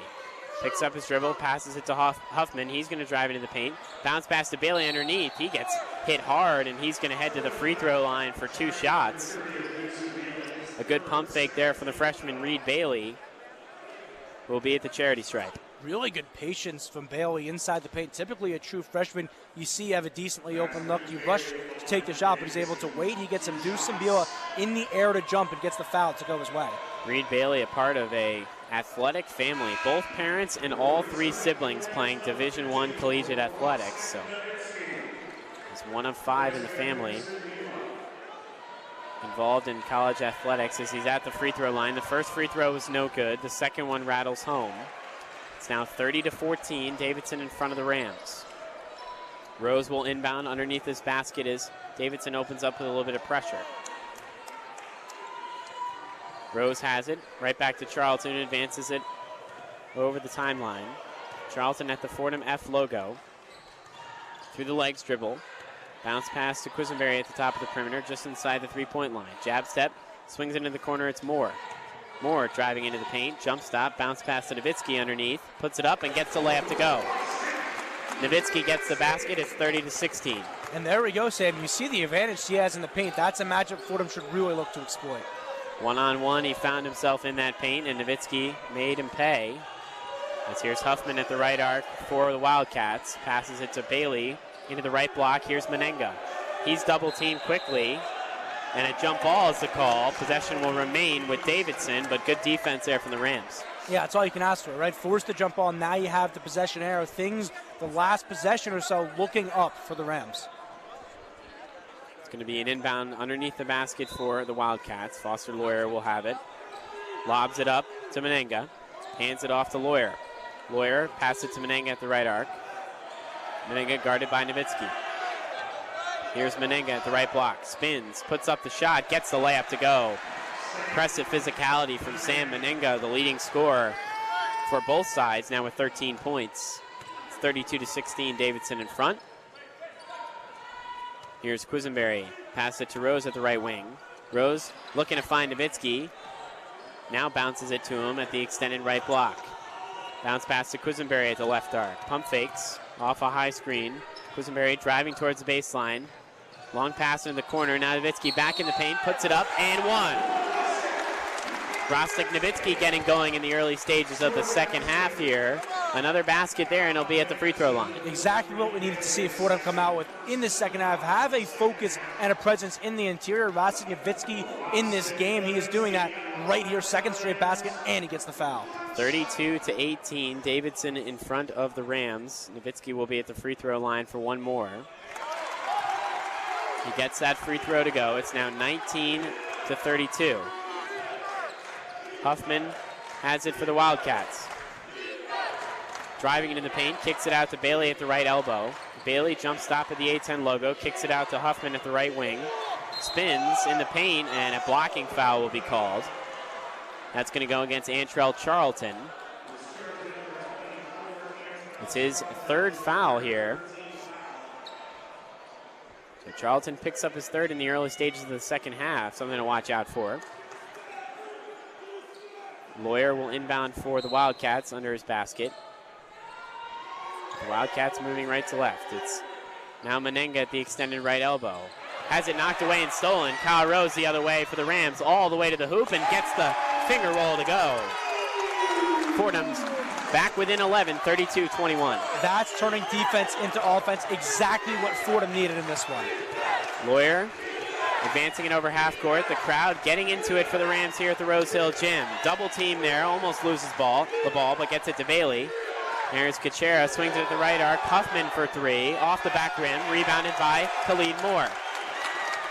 Khalid Moore the other way for the Rams. Fordham looking to cut this deficit within single digits. Moore drives into the paint, puts it up off the front of the rim, no good. Rebounded there by Huffman. Wildcats pushing it quickly in transition. Kachera all the way, blocked by Nowitzki, but Bailey cleans it up and gets the layup to go. A great answer from Davidson, and what they did right there, they took advantage of the Khalid Moore miss and pushed the ball instantly. Fordham couldn't get set in the backcourt. Quisenberry passes it to Rose. Rose holds it at his hip. A lob pass in to Nowitzki, and a foul is going to be called as him and Menengo were tangled up in the post. Nowitzki now with 5 points, showing his presence in the paint here, picks up that foul, draws that foul, excuse me. Now 16:40 to go in the second half. It's 34-21. Davidson up 13. And that ball is stolen. Here's Quisenberry at the left arc. Quisenberry drives towards the paint, puts it up, misses the layup, rebounded by Skogman back into the game. Lawyer quickly ahead to Kuchera. The ball is left out of bounds. It deflects off of Rose. Possession will stay with Davidson. The fans don't like the call, but it looked like it did tip off of Rose's finger there. Now Davidson will keep it. Now it did go off Rose, but then it deflected again off a Wildcat right there. So you see the frustration setting in for Fordham. A ball they feel they should get, they don't get the call. 34-21. Inbounding is Watson underneath the basket. He passes it in, but a travel. So the ball apparently doesn't lie, as that will be possession back for Fordham after a quick turnover for Davidson. 34-21 with 16:20 to go in the second half. Here's Quisenberry at the top of the perimeter, hands it off to Rose, back to Will Richardson back into the game, the freshman. Ramad Dean, another freshman, has it at the top of the key. Rose, lob pass into Nowitzki at the left block. He's quickly doubled, but works his way out of it, passes it to Richardson, and another foul. That's going to be Foster Lawyer picking that one up, his second foul. 16:04 to go in the second half. Fordham will inbound on the near sideline. Now, well, the shot still really hasn't fallen in this one. You can tell Fordham in the second half playing with a lot more energy, definitely more urgency from the Rams in this one. As Kyle Rose will inbound on the near sideline, passes it into Nowitzki. Nowitzki looking to find someone in the post, and he finds Quisenberry at the right block, but he steps back out to the three-point line. Quisenberry takes a deep three off the side of the rim. Rebound is tipped away from Watson. Kyle Rose not happy with that call.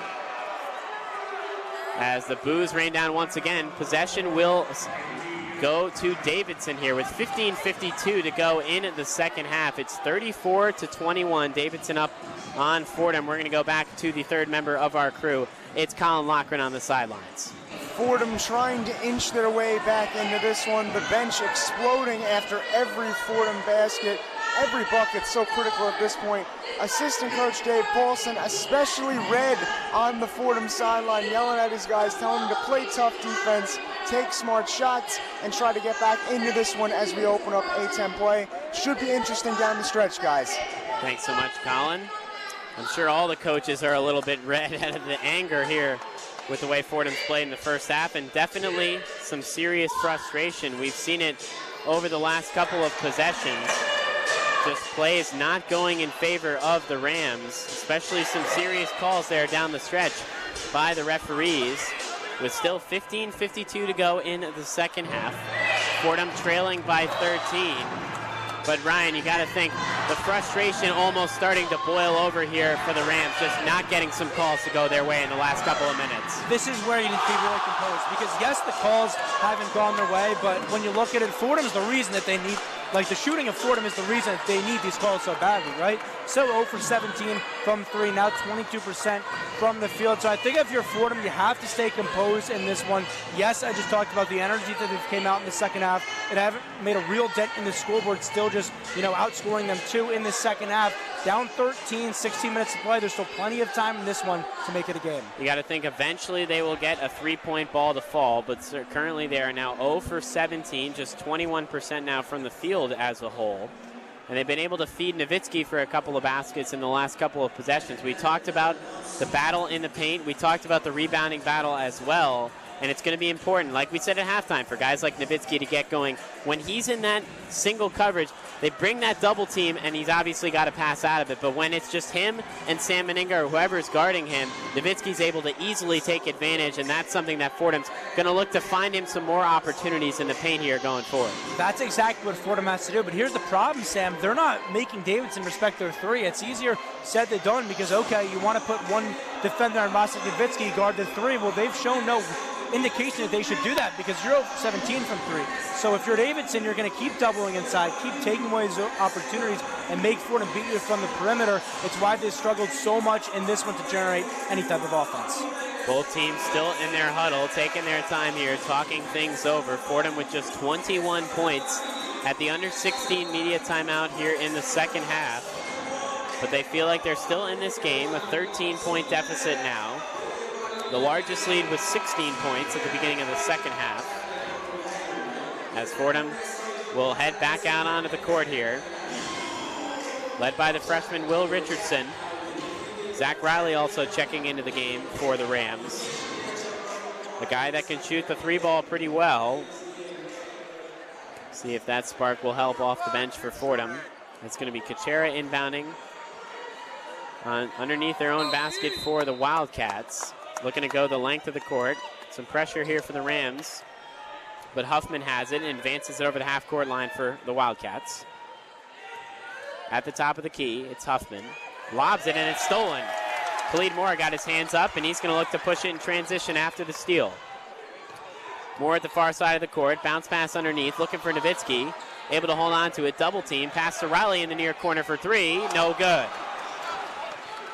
The fans here thought that was finally the first 3 of the game for the Rams, but it does not go. Still 0 for 18 now from behind the arc for Fordham.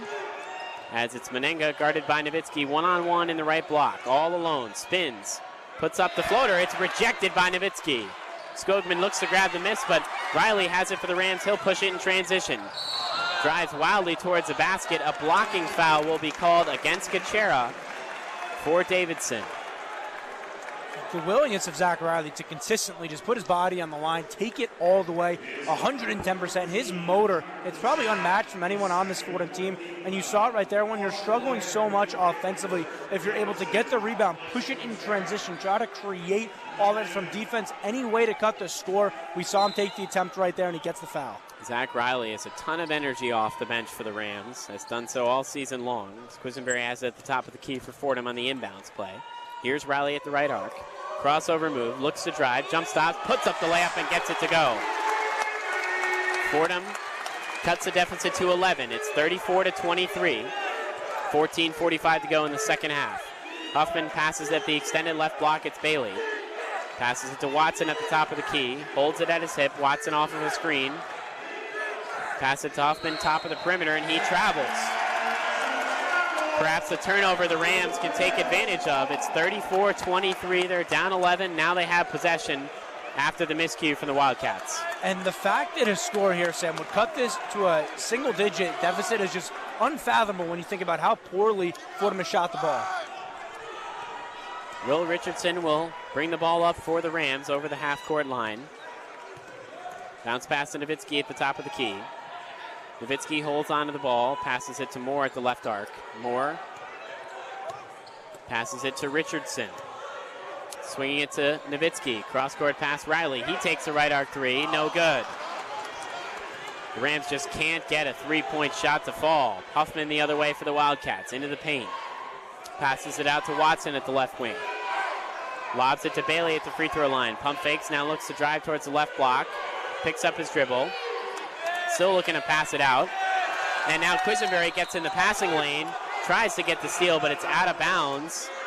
Referee says it is off of Foster Lawyer. Quisenberry's animated, not happy with that call. So possession will stay with Davidson. The two of them got tangled up as the ball went closer and closer to the sideline. Quisenberry, I haven't seen him that mad in a while. Really thought that should be Fordham basketball. A very disciplined player is Darius Quisenberry, but not happy with that call. Neither is Coach Ergo on the sideline for the Rams. It's bounce pass into Lawyer for Davidson. 13:50 to play in the second half. Lawyer swings it to Bailey in the far corner for 3. It's good. As soon as Fordham inches closer, Davidson's able to extend their lead once again, 37-23. They're up. We talked about Reed Bailey being a stretch 5, and we hadn't seen it much in this game, but he drills the 3 with confidence right there. Richardson at the right arc. Passes it to Moore at the top of the key. Holds it above his head. Now passes it to Quisenberry. Bounce to Moore in the left arc. Misses another 3. Rebounded by Watson. Watson the other way for Davidson. at the left wing. Bounce pass off of the foot of Bailey, out of bounds. A miscue for the Wildcats as Fordham will take possession with now 13:10 left. Davidson's coughed it up a couple of times here and given Fordham some opportunities, but still finding themselves down in this one. And with 13 minutes in this one, now more than ever, you need them to capitalize on these mistakes right here. So we'll see what Fordham draws up offensively here. Davidson with 10 turnovers, Fordham with just 5. Rarely do you see that. Normally Fordham turns the ball over more than their opponents. As Charlton has it at the Fordham F logo for the Rams. Crossover move, bounce pass looking for Rose, and a foul will be called, a reach in against Desmond Watson. 12:56 to go in the game. 37-23. Davidson still up 14. Rose will inbound on the far sideline after the foul's called. Brief stoppage there, but it looks like now play will resume as Rose has it. Fakes the pass, still looking to get it in. Passes it in wildly to Charlton, and it's going to be a backcourt violation. A mistake there for the Rams and a turnover. And you can't really blame Charlton too much there because there's nothing he can do with the basketball, right? It's about inbound pass right there. His body is leading him to behind the half court. He sees one person in his area. It's Zach Riley. He dumps the ball off, but being across the half court line, another careless turnover for the Rams. Lawyer has it, guarded very closely by Kyle Rose.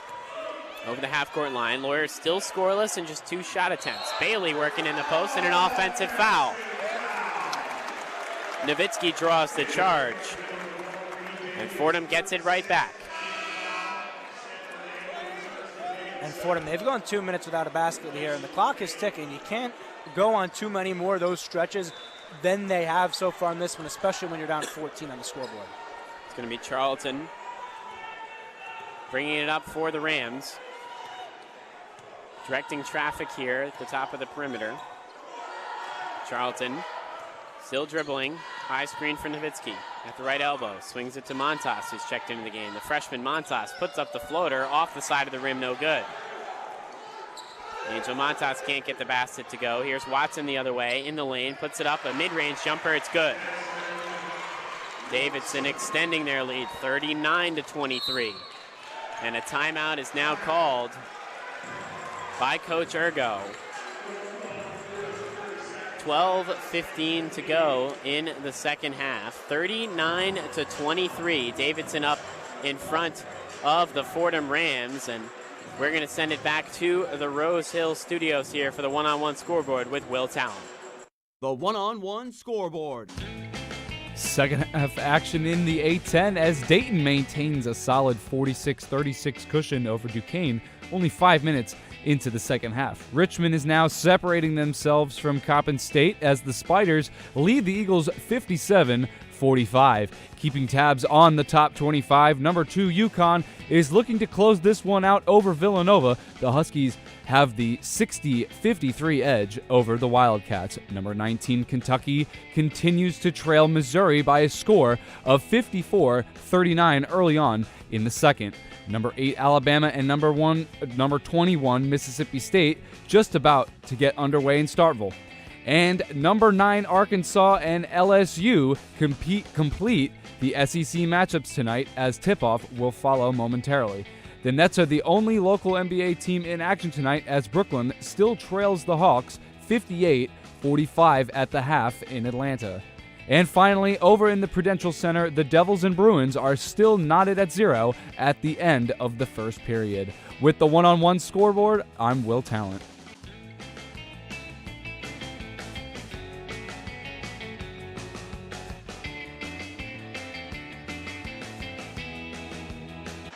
Welcome back to the Rose Hill Gym. Davidson with a large lead of 16 points over the Fordham Rams, 39-23, with 12:15 to go in the game here.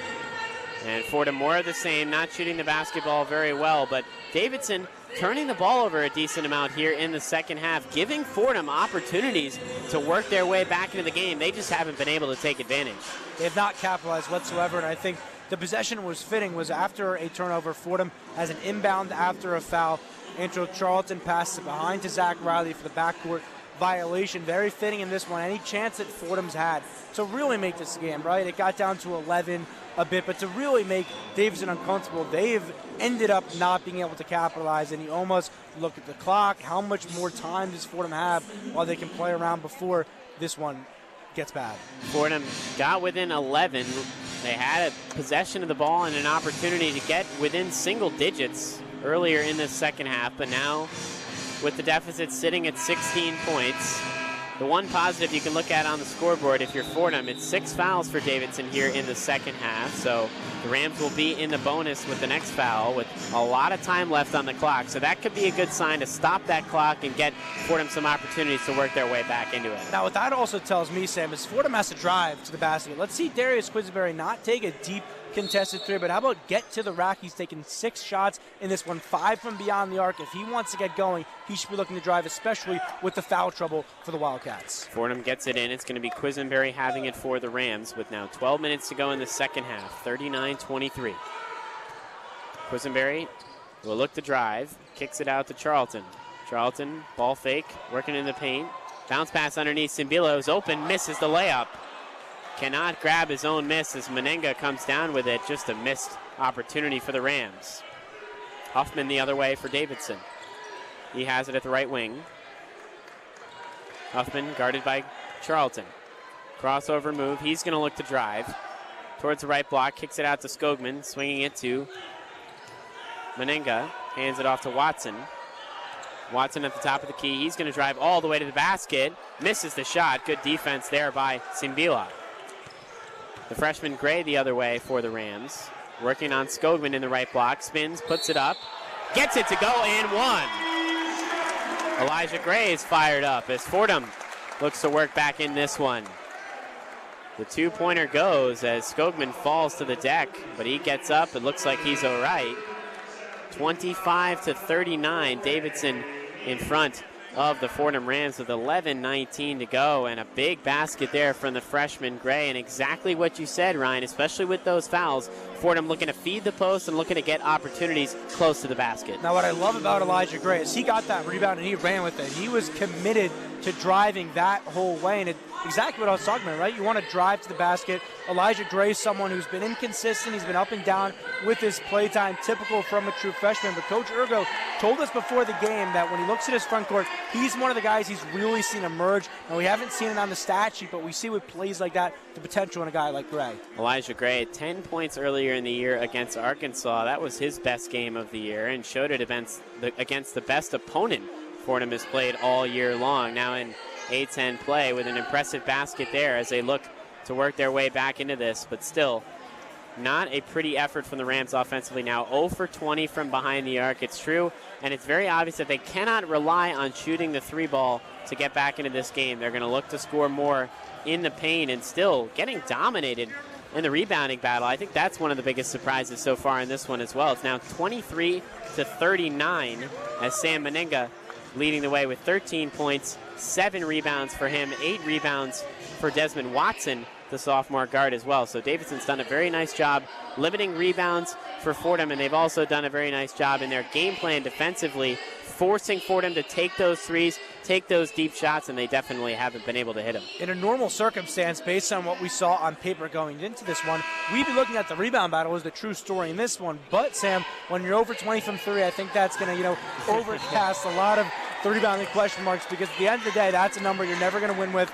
And the willingness to keep trying the shot is what I think is the frustrating part if you're Fordham. They've had wide open looks and guys that typically knock down shots. Zach Riley, he's missed 2 wide open threes in the second half. We talked about him being a huge player last game with 2 big threes down the stretch. For whatever reason, no one is able to get the ball in the basket from beyond the arc, but Fordham, it looks like possibly too little too late to adjust to the interior. We'll see if that play from Dre, though, sparks something. Still a lot of time left in this second half, though, I will say. 11:19 to go in the game, as Elijah Gray will have one more free throw here. Bounces the ball on the deck, puts it up, and misses off the back of the rim. So it's 25-39. So still a 14-point lead for Davidson. Here's Menenga at the top of the key, holds it at his hip, hands it off to Lawyer, and a foul is called. A reach-in against Darius Quisenberry. Just his second foul. Lawyer still scoreless, just 2 shots put up. 1 positive for the Rams defensively. But on the other end, Darius Quisenberry also scoreless. So if you thought coming into this game, 2 18-point scores would be scoreless, I think no one would have believed that. But it's exactly what we've seen. Lawyer and Quisenberry 4th and 5th in the A-10 in scoring as well, but both held scoreless, like you said. As Huffman drives in a lane, it's rejected by Simbila. And a stoppage in play here. It looks like a foul will be called, which will result in free throws for the Rams. And some confusion here now. And the foul will actually go against Fordham. And it looked like they might have switched that call too, because you saw the ref bringing the ball to midcourt. Fordham was getting set offensively. Then they switch it. He walks back the other way, and Fordham is in disbelief. Fordham was all set to take their free throws as they entered the bonus, but instead the foul is against the Wildcats. So some questionable calls here that have prevented Fordham from working their way back into this game. As it's Bailey at the top of the key for Davidson. 15 on the shot clock. Lawyer at the right arc. Off the screen, Lawyer, far side of the court. Drives baseline. Kicks it out to Watson. Now Lawyer in the near corner for 3. Off the side rim, no good. Rebound tipped up. Charlton saves it for the Rams. Here's Charlton the other way for Fordham. At the top of the perimeter. Here's Quisenberry into the paint, and he's going to be fouled. Looks like that'll be on the floor. But with the bonus, Darius Quisenberry will head to the free throw line for a 1-and-1. That's exactly what we need to see from Quisenberry, right? Don't take the 3. Take it to the hole, and we talk about that burst he has. Well, it allows you to, okay, now they have to foul you so they don't get to the paint. But because of the bonus, Sam, now you're going to have free throws for one of the best shooters on this Fordham team. Darius Quisenberry, a very talented free throw shooter, 86% on the season. He'll be at the line for a 1-and-1. First free throw is up. It's off the front rim and no good. A sign of the day so far for the Rams. Just struggling all over the place as Lawyer works it over half court for the Wildcats. Passes it to Menenga. Swinging it to Watson. Tipped away from Charlton. Watson all the way into the paint and slams it home. Charlton tried to jump that pass, but he could not. Watson was able to take advantage, drive all the way into the lane. Finishes it off with the dunk. 41-25, under 10 minutes to play now in the second half. Near side corner 3 for Rose, and it goes. Finally, a 3-point basket. Kyle Rose hits it. 41-28.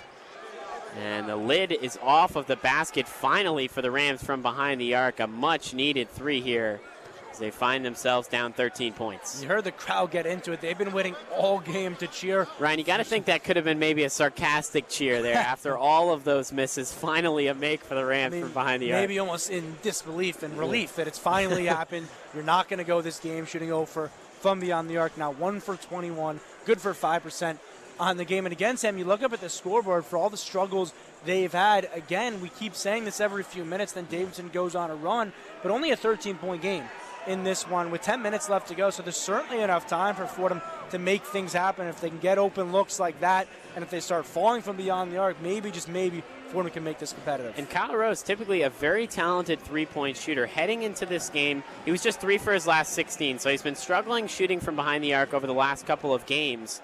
But overall, a very good three-point shooter, so you got to think maybe a shot like that gets his confidence going, gets things rolling for the Rams here, looking to fight their way back. 3-point baskets are going to be important. You don't want to force them, but that's a way to work back into a game quick. 100%. You mentioned Kyle Rose. First off, that shot from the corner catch and shoot, that's his bread and butter. That's the shot you feel excellent about him taking, but he has struggled the last 2 games. You mentioned now on the bright side, he's usually able to impact the game in so many different ways.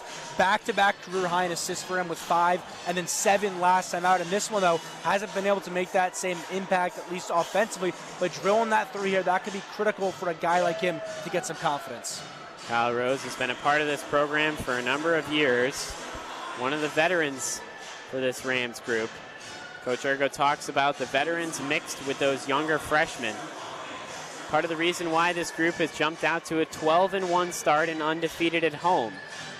But that undefeated record at home is certainly in jeopardy here in this one with 9:56 to go. 13-point lead for Davidson. Their largest lead was 16.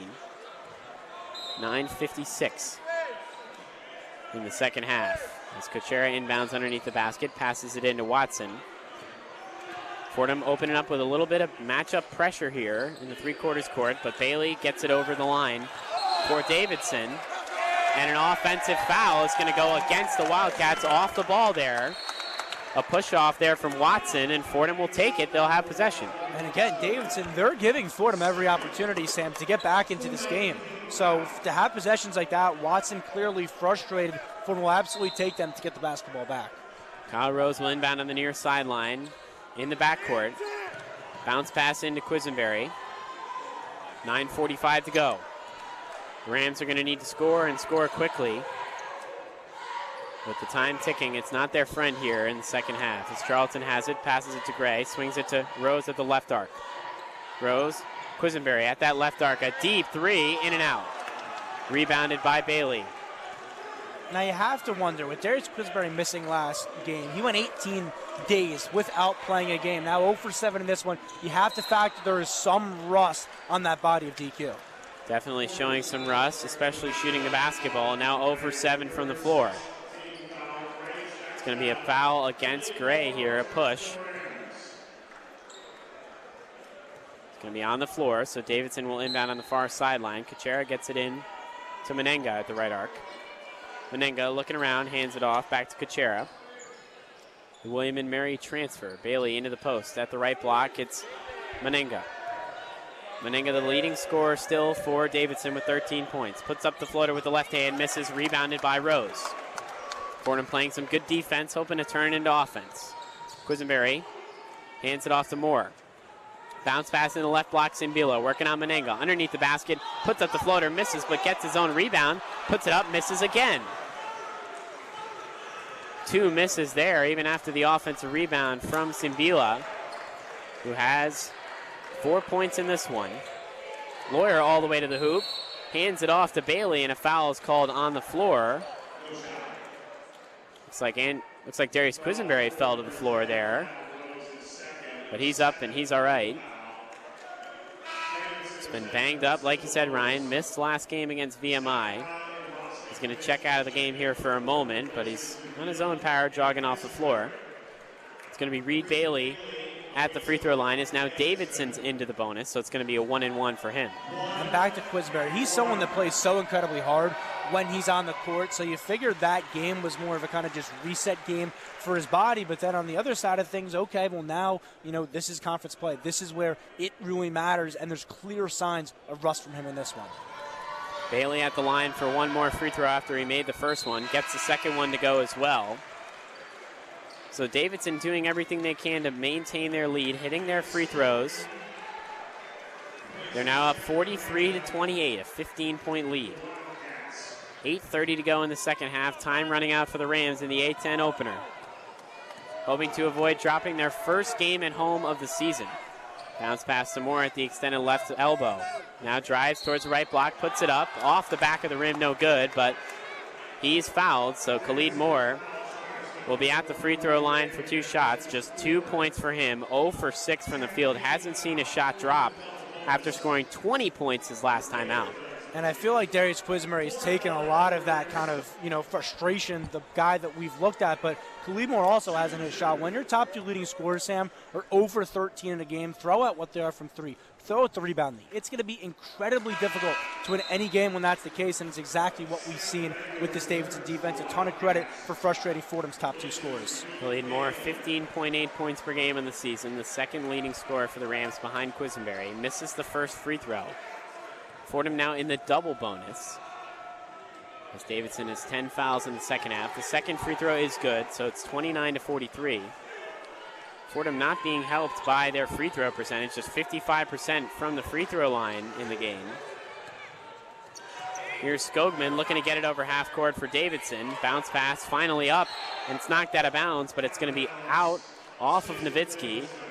Fordham with some good pressure there, but the Wildcats still able to advance it over half court. 8:08 to go in the second half. 29-43. Kuchera inbounds on the near sideline. Bounce pass into Lawyer. Lawyer at the left arc. Guarded by Kyle Rose. Still has it. Off a screen. Looks to split the defense. Loses possession of the ball, but gets it back. Lawyer now picks up his dribble. Here's Watson at the left arc. He tries a three off the back of the rim. Rebounded by Moore for the Rams. Pushing it the other way in transition. Kyle Rose has it at the left arc. Thought about a three. Now passes it to Moore in the far corner. Moore one-on-one with Lawyer. Now the double team comes. Swings it around the perimeter of the Rams. Riley takes a right arc three off the side of the rim. Watson tries to save it out of bounds. Diving to the floor is Skogman. And they're tangled up with Khalid Moore. It's going to be a jump ball. Possession will stay with Fordham. With 7:29 now to go in the second half. It's 43-29. Davidson in front of the Fordham Rams. At the timeout, we're going to send it to the third member of our crew, Colin Loughran, on the sidelines. Kyle Rose with the lone three-point ball for the Fordham Rams tonight. This is a Fordham Rams team, though, that over the course of this season has been averaging 8.7 three-point field goals per game. In a game where clearly it hasn't been Fordham's best shooting day, you got to think those three balls could have made all the difference. Thank you so much, Colin. It's 43-29. Davidson in front of the Fordham Rams. 7:29 to go in the game. 1 for 23 from behind the arc has been the story for the Rams, but as they look to work their way back into this game, they do sit in the double bonus, but haven't been able to take advantage at the free throw line either, as they're 6 for 10 from the line. Worse than their season average heading into today. Reed Bailey with 4 fouls for Davidson, getting in a little bit of foul trouble, but other than that, not much to worry about for the Wildcats, who have sat with a comfortable lead for almost the entire game. And even when Fordham's been able to try and chip away, Davidson's done a nice job holding them off and keeping that sizable advantage for them. Now, Sam, I look at the box score here, and something that just jumps out to me is talking to Coach Ergo before the game, someone we brought up, turnovers were the main area they look to improve. They've done a fantastic job with that. That's the one area you look at entire stat sheet they've really improved on, just turned it over 6 total times. Davidson on the other end, they've turned it over 12 times. To win that battle 2-1, then to have every single other area of your team across the board be less than your season average, it's such a crazy, I think, comparison in this one, because that was where we thought Fordham would get hurt turning over, but it's been every other area of basketball that's really hurt the Rams. Ryan, you can call me crazy for being a little bit positive here, but there are some things that Fordham can definitely build on. The defense has held Davidson in check for the most part. They've held Foster Lawyer in check, certainly with 0 points, and like you mentioned, the turnovers as well. You've got to think at some point they're going to find a way to score a little bit better and a little bit more efficiently. It might not be today, but at the very least going forward, you don't think Fordham will continue this slow start in terms of shooting the basketball, and there's other aspects for them to take advantage of and be happy with here, as much as it's tough to be happy with the performance so far in the first half. As Charlton will inbound it to Nowitzki at the left block, bounces, puts it up, and he's fouled. So Rostik Nowitzki drawing some contact. He'll head to the free throw line. He'll have 2 shots. And he's been the best player for the Rams here in the second half. His aggressiveness, when he gets the ball near the basket, he's going to put it up. His size advantage basically forces Davidson to foul. They can't really do much else to stop him here. So 2 free throws for him. It's been encouraging to see him come out in the second half and attack more than he did in the first. Nowitzki also with 4 blocks in the game. Simbila has 3, so 7 blocks between the 2 big men for the Rams. Another testament of their solid defensive performance so far, as the first free throw is good. It's a 13-point deficit, 43-30. 7:25 to go. Fordham's going to look to chip away even more. The second free throw off the side of the rim, no good, so 1 for 2 from the line. Skogman hands it off to Lawyer. Khalid Moore, solid defense. Lawyer dives to the ground, but has Skogman right there. Skogman passes it in, but it's going to be 8 seconds. Excuse me, 10-second violation for Davidson in the backcourt. Coach Ergo's fired up, a turnover for the Wildcats. You wouldn't think Fordham's down 13 with the reaction from that Fordham bench, but I think it speaks about the culture of this team. They're going to play hard for 40 minutes regardless of the scoreboard. Great defense right there from Khalid Moore to force that 10-second violation. Coach Ergo is not going to let his team think that they're out of this game with 7:14 to go. Fordham will have possession here. 13-point deficit, looking to cut into it. A huge possession here offensively for the Rams. Lobs it into Moore at the top of the key. Moore at the far sideline. Step back, long 2-point jumper off the side of the rim. Nowitzki gets the offensive board, puts it up, gets the layup to go. Fordham down 11, 43-32, under 7 minutes to play in the second half. More pressure from the Rams in the backcourt, but this time they get it in. It's Huffman for Davidson. The Fordham crowd making some noise. Huffman has it stolen from him. Here's Riley the other way. Driving all the way to the hoop, misses it, but Moore tips it back in, and they're going to wave it off. They're saying the ball was in the cylinder when Moore tipped that one back home. This place was ready to erupt as Fordham was going to cut the deficit within 10 points down to single digits, but the referees wave it off. Just a crushing break for Fordham right there. You saw the play from Zach Riley to get the steal, to push it all the way. Khalid Moore just a bit too aggressive, putting his hand in the cylinder right there. You knew right away when the whistle was blown what the call was. Fordham putting some serious pressure on Davidson, who's coughed it up a couple of times now with 14 turnovers. Lawyer looking to advance it over half court. He's double teamed, finally gets it over the line. Bounce pass into Huffman. He has his shot rejected by Nowitzki. Nowitzki's fifth block, and here goes Fordham the other way. The pass is deflected out of bounds. Possession will remain with the Rams, who have another opportunity to get the deficit within single digits. They'll inbound on the far sideline. It's 43-32. They're down 11. A good job by the Wildcats there to poke that out of bounds, stop the momentum, most importantly, stop the crowd from erupting. Davidson scoreless within the last 2 minutes and 10 seconds. Kyle Rose inbounding on the far sideline, looking to pass it in, finally gets it into Nowitzki at the left elbow. Nowitzki, guarded by Menenga, works in the left block here, but now he's double teamed, passes it out to Charlton at the left wing. Charlton, jab step, behind the back dribble, spins into the paint, swings it in the near corner, Khalid Moore. Step back three for Moore, it's good! A massive three from Khalid Moore. Fordham down 8. Back to their pressure here for the Rams. Huffman has it, still looking to get it over half court, finally he does. Menenga passes it to Lawyer. Lawyer at the right arc, driving all the way, has it rejected by Charlton. Menenga gets the miss, passes it to Kuchera, off the front rim, the three's no good. Bailey gets the miss, has his shot rejected out of bounds. Rose saves it to Charlton. Charlton up ahead for more, but over his head out of bounds. Fordham turns it over. Davidson has it. You can't let the moment get too big, and it seems like that's exactly what happened with Antrell Charlton right there. Fordham, all the momentum in this one. Things going their way for the first time all day, and Charlton just too much on that pass. There's no reason to force it. Now Davidson will get the basketball back. A bad turnover there for Fordham, but the energy in this building, it's through the roof right now as Fordham's within 8. This large crowd is finally something to cheer about in the Rose Hill Gym. Lawyer has it at the left arc for Davidson. 5:20 to go in the game. Passes it to Watson at the right wing. At the free throw line, it's Menenga.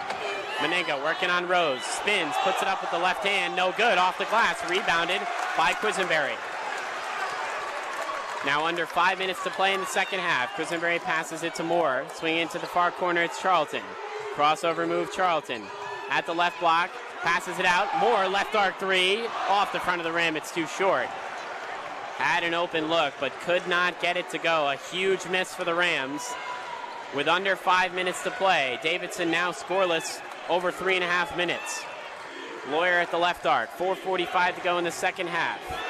Fordham down 8. Watson's going to look to drive. Euro step, puts it up, gets it off the glass and in. Davidson back up 10, 45-35. 4:30 to go in the second half. Charlton at the right block, at the right wing, passes it to Moore. Swings it to the far corner, it's Rose. Rose holds it over his head, passes it to Quisenberry. Quisenberry into the paint. Teardrop floater, in and out. Rebound, Nowitzki tried to grab it. It's saved by Lawyer out of bounds. Watson has it. Davidson gets the rebound after some hard work there and a good save from Lawyer. A foul there is called as Kyle Rose bumps Lawyer.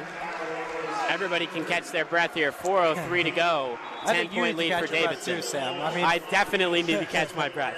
For Fordham to have a 3 to make it a 5-point game is something that you didn't think was possible a few minutes ago. And Davidson's done a great job, though, silencing the crowd, silencing the Fordham momentum. Now you have Foster Lawyer, who led the nation, not the A-10, the nation in free throw percentage last year with free throws. Davidson back up 10 and in control of this one with 4 minutes to play.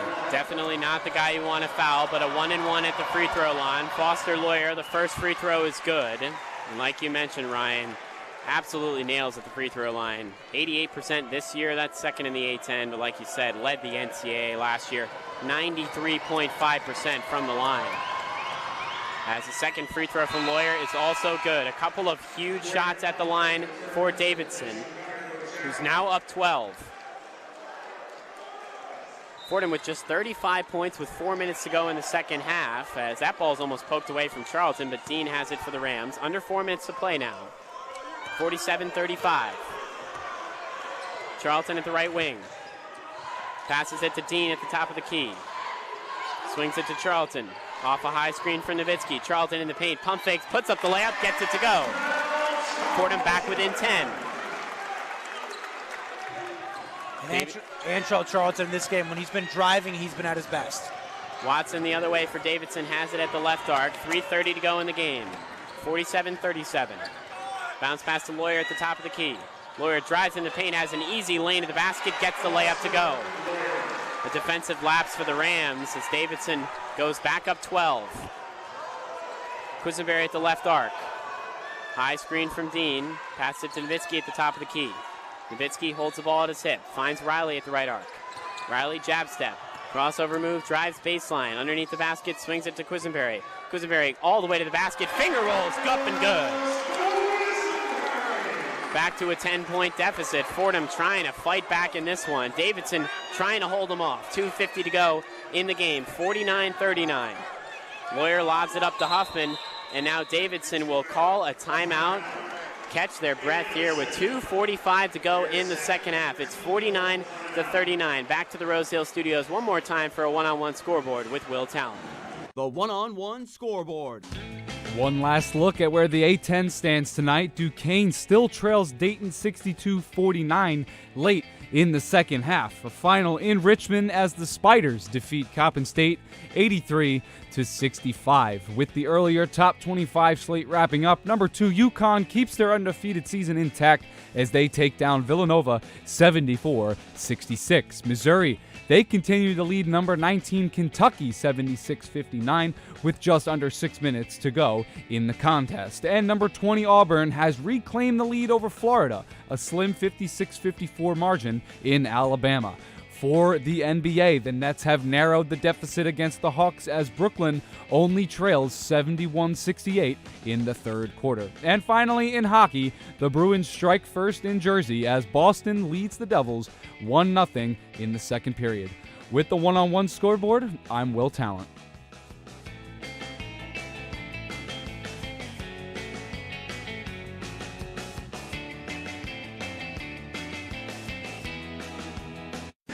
Just 2:45 to go in this one. 49-39. Davidson up 10 on the Fordham Rams, but you wouldn't think they'd be up 10 based off of this crowd. Serious energy here in the Rose Hill Gym, trying to will the Fordham Rams back into this game, but give credit to Davidson as well. Anytime that Fordham's been threatening to cut the deficit within single digits, Davidson has responded. They called a timeout here to talk things over, but the Rams finally using that defensive intensity, turning defense into offense, able to score a couple baskets here, make this one interesting in the final couple of minutes. This place has been waiting to explode all night, and Davidson's done a great job of not letting you reach that 10 out of 10. You know, they maybe got to a 7 or 8 after that 3 from Khalid Moore, but they've done a great job of every time Fordham's gone down. Desmond Watson had a great cut to the basket. Foster Lawyer, the guy you want shooting free throws.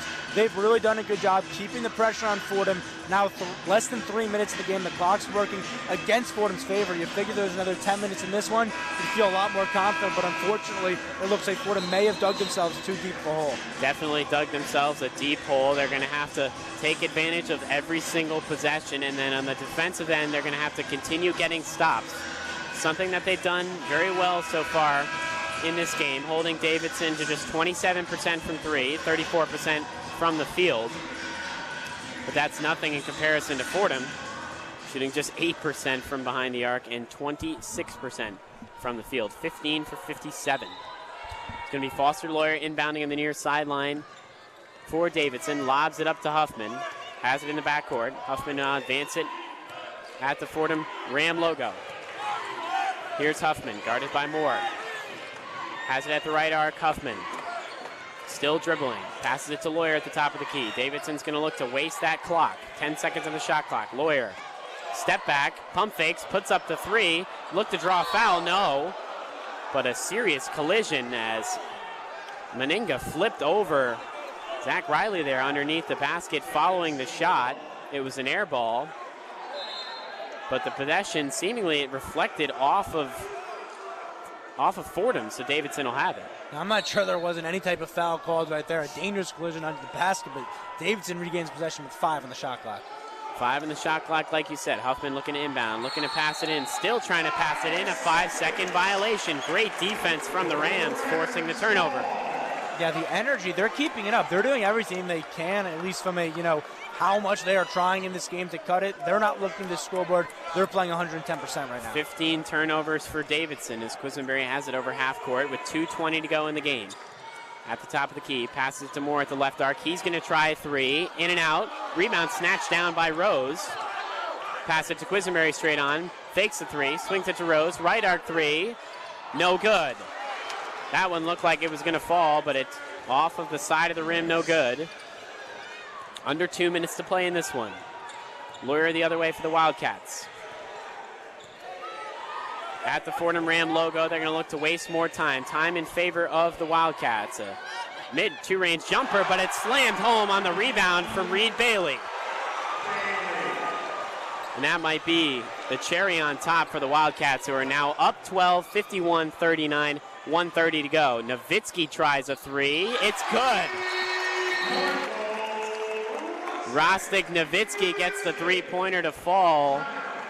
An absolutely huge one for the Rams, who are now down 9, but just a minute 29 to go. Not a lot of time for Fordham as they find themselves on the brink of losing their first game at home here at the Rose Hill Gym. You'd be feeling a lot better about them making this a game if they could shoot the 3-ball in this one, right? Because, 3-3, suddenly it's a tie game, but just the way they're shooting, they have 3 all game. 3 for 28.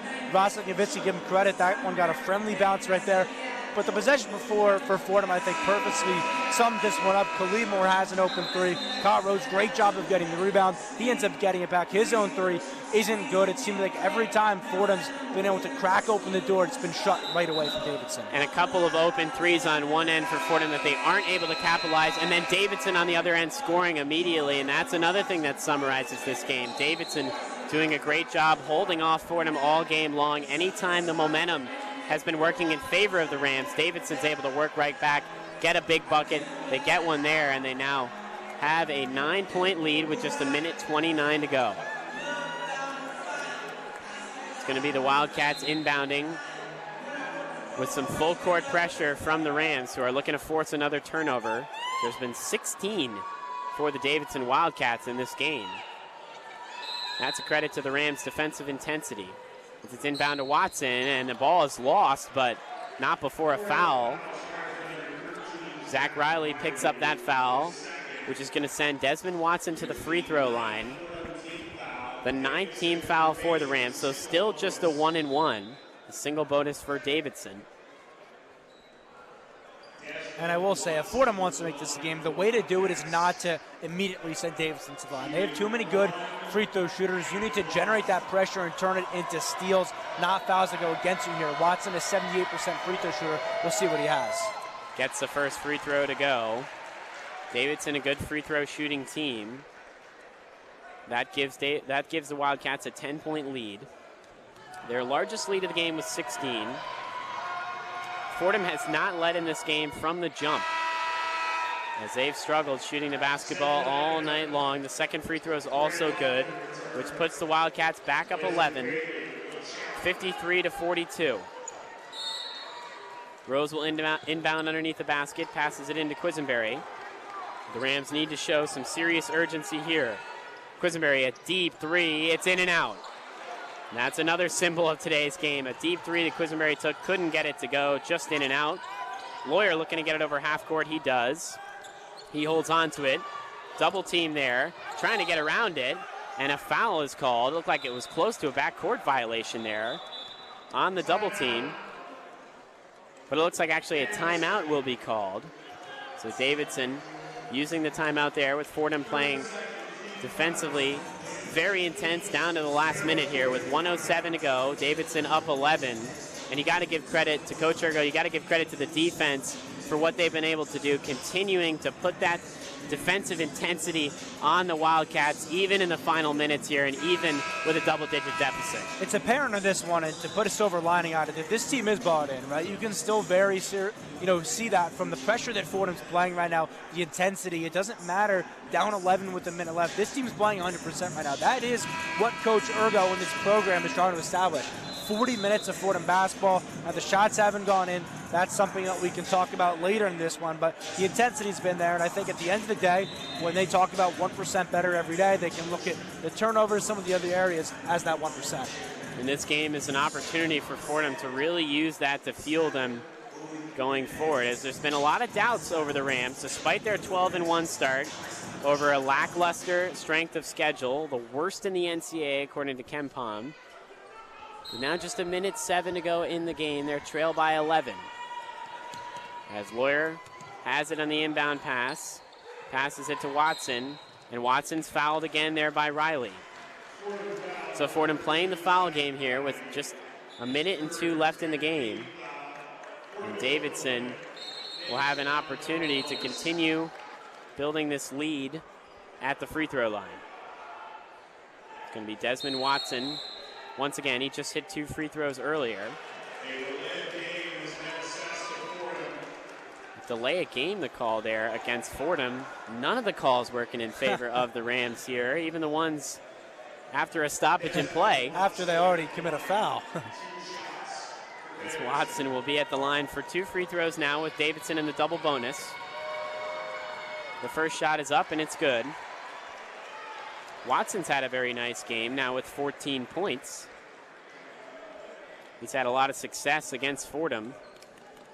He's really impressed me in this one. Also 10 rebounds in this one. So he's playing big for his size. You love to see that from an energy player off the bench. A double-double for Desmond Watson as he misses the second free throw. Under a minute to play now. Kyle Rose bounce pass into Nowitzki in the paint.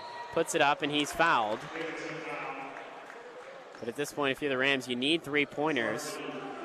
But at the very least, it does stop the clock. 54 seconds to go. Fordham down 12. It's going to be Rostik Nowitzki at the line for 2.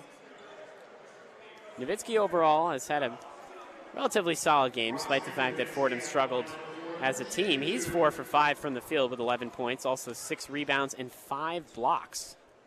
Playing well on both ends. It's the first free throws off the back rim, no good.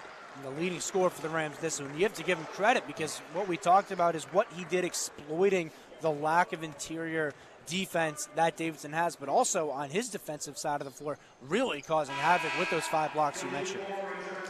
The second free throw is good, so Fordham's down 11 with 54 seconds to go. Nowitzki, 4 for 5 from the field, like I mentioned. Heading into today was a 74% shooter from the field, so very efficient scoring the basketball. The same cannot be said for the rest of the Rams team. Watson has it. Cross-court pass to Kachera. He's wide open as he heads towards the basket. He's going to be fouled by Quisenberry. Does not get the layup to go. A defensive lapse there for the Rams, which they can't afford here in the final seconds with 47.1 to go.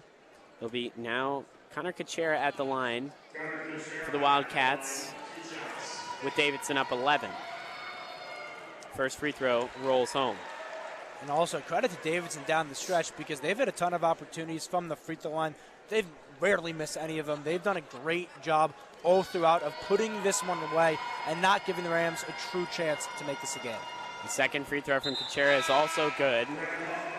17 for 24 from the line for Davidson, over 70% as a team.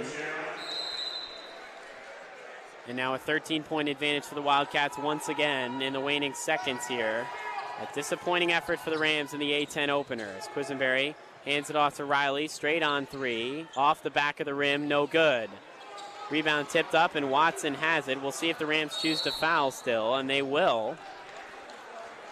But you got to think at this point, with the lead as it is, surprised to see the Rams fouling 31.1 to go in the game, and they trail by 13. Yeah, not much more you can do in this one. Missing a 3 there. Another, great way to summarize this one up. Fordham now in this one. We'll see if they get another shot up, but 3 for 30, 10% from beyond the arc. We've seen a lot of moments that have reflected the game as a whole, and they're not positive moments for Fordham. Another missed 3 there as Watson will return to the line. The first free throw is too strong. Watson has had one of the best games of his career. 14 and 11, a double-double for the sophomore guard from Columbus, Ohio. The second free throw is up, and it's good. It rolls home. As Bailey will check back in for Davidson, also had a very solid game with 15 points. Sam Meninga steps out to a nice hand from the Davidson faithful on hand here. 25 seconds ago, more the other way, looking to go coast to coast. Passes it into the far corner, it's Riley. Kicks it out to Rose. He's going to take a deep contested 3 off the side of the rim. The shot clock is off, and that's going to do it here. About 10 seconds left in this one. 57-43. Davidson wins the A-10 opener at the Rose Hill Gym. The Rams snap their 11-game win streak. They snap their perfect record of 11-0 at home in disappointing fashion. In the A-10 opener, they fall to 12-2 on the year, and this one is over. 57-43, the final score, and Fordham just a disappointing is an understatement here in what they were able to do in the A-10 opener here. Yeah, this was not the start you were looking for, and there was so much optimism that we've talked about heading into this one. 12-1 on the season. You felt great about their chances. Coach Ergo told us what he learned about his team is the confidence. They believe going into every game they should win it. This one absolutely no different at home versus a Davidson team that had lost 3 of 4, that had lost 3 of their top 4 scores from last year. You felt great about this one. Could really be a changing of the guard in the A-10, but Fordham was not able to make this one a game. When you shoot 3 for 31 from 3, when you shoot just 25% from the field, you're not going to make it a game. It's exactly what happened here tonight. There was a ton of excitement surrounding the non-conference set schedule, a ton of excitement surrounding this Rams team with a very great record in 12-1, but some of that is definitely affected by this loss here. 57-43, the final score. We are going to be joined here by assistant coach Ronald Ramon. Coach, overall, just impressions on the loss, impressions on the effort from the Fordham Rams in this one. First of all, Merry Christmas to everybody. Happy holidays. I think Davidson is a great team. We knew that coming in. You could tell Forster Lawyer, our game plan was to stop him, knowing that if he doesn't get going, we had a great chance of winning the game. But you can see tonight we shot the ball 3 for 31 from 3. I think that hurts us a lot. Defensively, guys fought. We knew it was going to be a battle from the beginning, and then our guys fought through it. Obviously, we have to make shots. I think we just had to make shots at the end of the day. Now, you guys always predicate yourselves on, regardless of if you make the shot, to play tight defense, but how frustrating is it when you shoot 3 for 31 from 3 and just 25% from the field? Just seeing our guys, how they responded today, it says a lot about it. Obviously, we can't control shots. You're going to come in some days that you're going to make some, you're going to miss some. But being able to play defense the way we did and holding a team that is averaging over 70-something points, to 57, it says a lot about our guys. Tonight wasn't our night from the 3, but we just got to keep fighting and being able to understand that we just got to keep getting better every single day. Such a good non-conference and obviously a disappointing effort tonight, but overall, how do you think you can let this loss motivate the team as you got to bounce back obviously after the new year against URI? How do you plan on letting this kind of motivate the group? I don't think it was disappointing at all. Obviously, we didn't come out with the win, but I think our guys did what we asked them to do. They came in and defended. They stuck with the game plan. They did everything we told them to do. We just couldn't make shots. So I think, the effort was there. They fought back. They played hard. So we can't get mad at that. I think we just got to come back the next game and try to make some shots and keep getting better intensity-wise. Now, looking at one of the positives in this one, just 7 turnovers for you guys. That's been something in the area you've really looked at this year to try to improve. How much of a sign of progress is that to, in this A-10 opener, have one of your best games taking care of the basketball? That's what I mean. Our guys came in today. They played great. They took care of the ball. They did everything we asked them to do. we just didn't have any legs to shoot the ball. So we just got to come back and understand that, right? Don't get frustrated. It's going to be another opportunity. That's why basketball is so great, right? You're going to come back the next day and obviously do better. So, like I said, effort-wise, being able to execute, I think we did a great job. Assistant Coach Rana Ramon. Coach, thanks so much for your time. Thanks, Coach. Appreciate it. And that is Assistant Coach Rana Ramon. 57-43, the final Davidson victory over Fordham. Obviously, some positive, especially on the defensive side of the ball, especially limiting those turnovers. But overall, got to say, a very disappointing A-10 opener for the Rams. Just could not shoot the basketball very well. Ryan, overall, what are your final impressions from the game? Yeah, I'll try to end it on a positive note, as hard as that may be in this one. And the way I look at it is now, you hold your breath, but Fordham shouldn't shoot 3 for 30, 1 for 3 ever again this year. So if this was as rock bottom as it gets, there's a pretty good foundation here for what you were able to do defensively, turning over the basketball too. You heard Coach just talk about it. That's such an important area with this team long term. Now short term, yes, this loss stings, and to shoot this poorly is unacceptable, but a lot of things in place for this team where you figure they could potentially turn it around in the future. As A-10 play picks up, Sam, it doesn't get any easier from here now in conference play. Definitely won't get any easier, as Fordham will be back in action, like I mentioned. After the new year, they travel to URI for their first A-10 road matchup of the season on January 4th at 7 p.m. But signing off here from the A-10 opener, wishing everyone a happy new year. Final score, it's Davidson 57 and Fordham 43. Let's send it back to the Rose Hill studios for the one-on-one post-game report with Brian Raybacks. The one-on-one post-game report.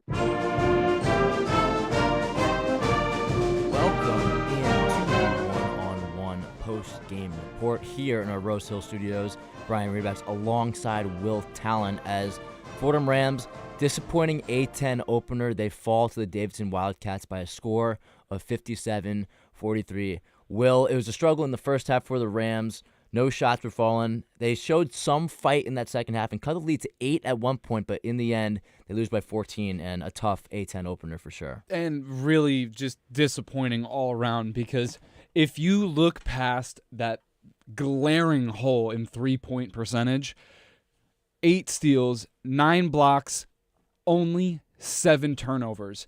Said it at half, it was something that they haven't been able to control that well all season long, and they had less in the second half than they did in the first half.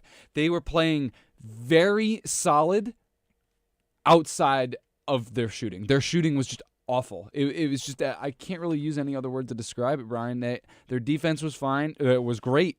You only allowed Davidson to score 57 points. Like I just said, you had 9 blocks and 8 steals to Davidson's 1 block and 2 steals. So there was something clicking on the defensive side, but there was nothing clicking on the offensive side. Yeah, to say the least. And I think the Fordham Rams will be the first ones to tell you that their shooting, particularly from three-point range, was not what they want it to be, shooting 3 of 31 from beyond the arc. They were 0 of 16 at the half, and they were able to get the 3-ball going a little bit in that second half, but ultimately not enough to close this deficit, enough to get them to a win. And now, overall, this was a chance for Fordham to make a statement in this first A-10 game. Everything was going so well in non-conference play, but now their A-10 opener, it's Davidson making the statement and not the Rams.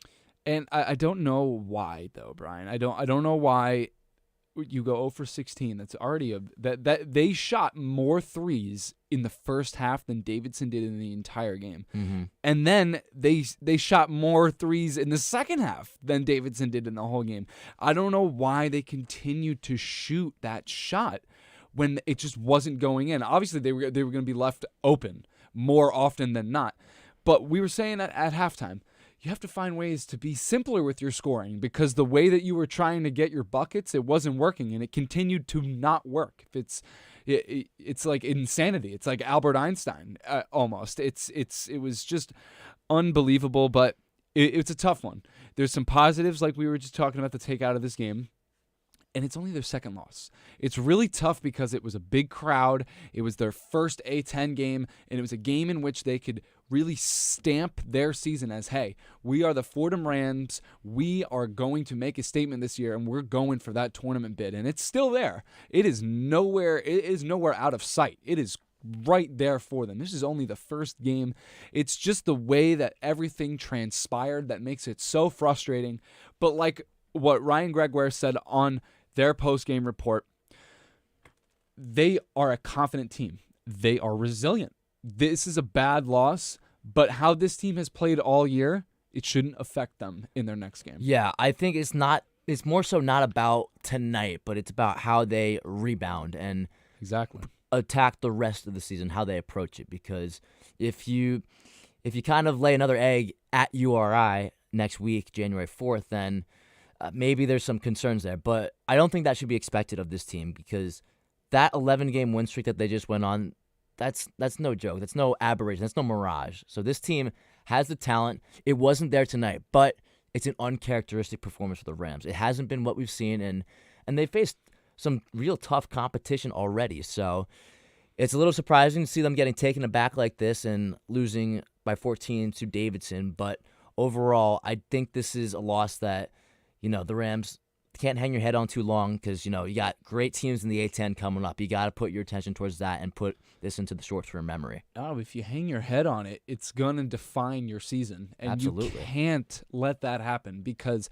what you have been able to do as the Fordham Rams this year, you've been able to surpass everybody's expectations, kind of like what you did last year, and then you took it a step forward. You're almost at that same win total that you were at halfway through this season already. You're almost there. You are making strides. You can't let this one loss define the rest of your season, and it's not going to happen. I can guarantee everybody listening right now that is not going to happen to this Fordham Rams team. They're going to come back strong. That's what they do. That's what Keith Ergo preaches in that locker room. You see it everywhere. You see it on campus. You see it on the court, you see it in the locker room, you see it everywhere when it comes to Fordham basketball.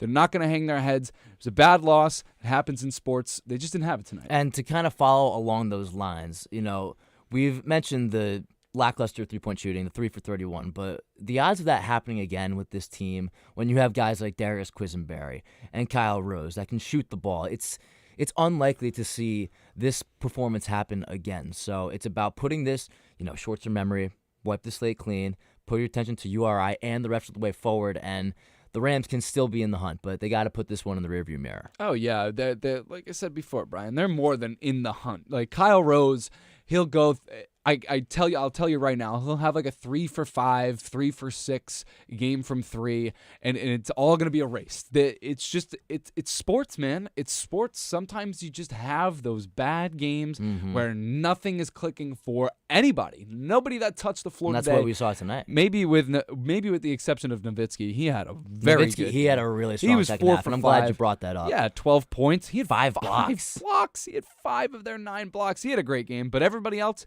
not so much. And you know what? That happens. You just move forward, and you get the next one. Well, there's a lot of A-10 play left in the season, and Fordham, a great chance to rebound next week. They'll be taking on URI a week from today. But I think that'll do it for tonight's wrap-up as Fordham loses 57-43 to Davidson. The sports director of WFUV is Bobby Chaffardini.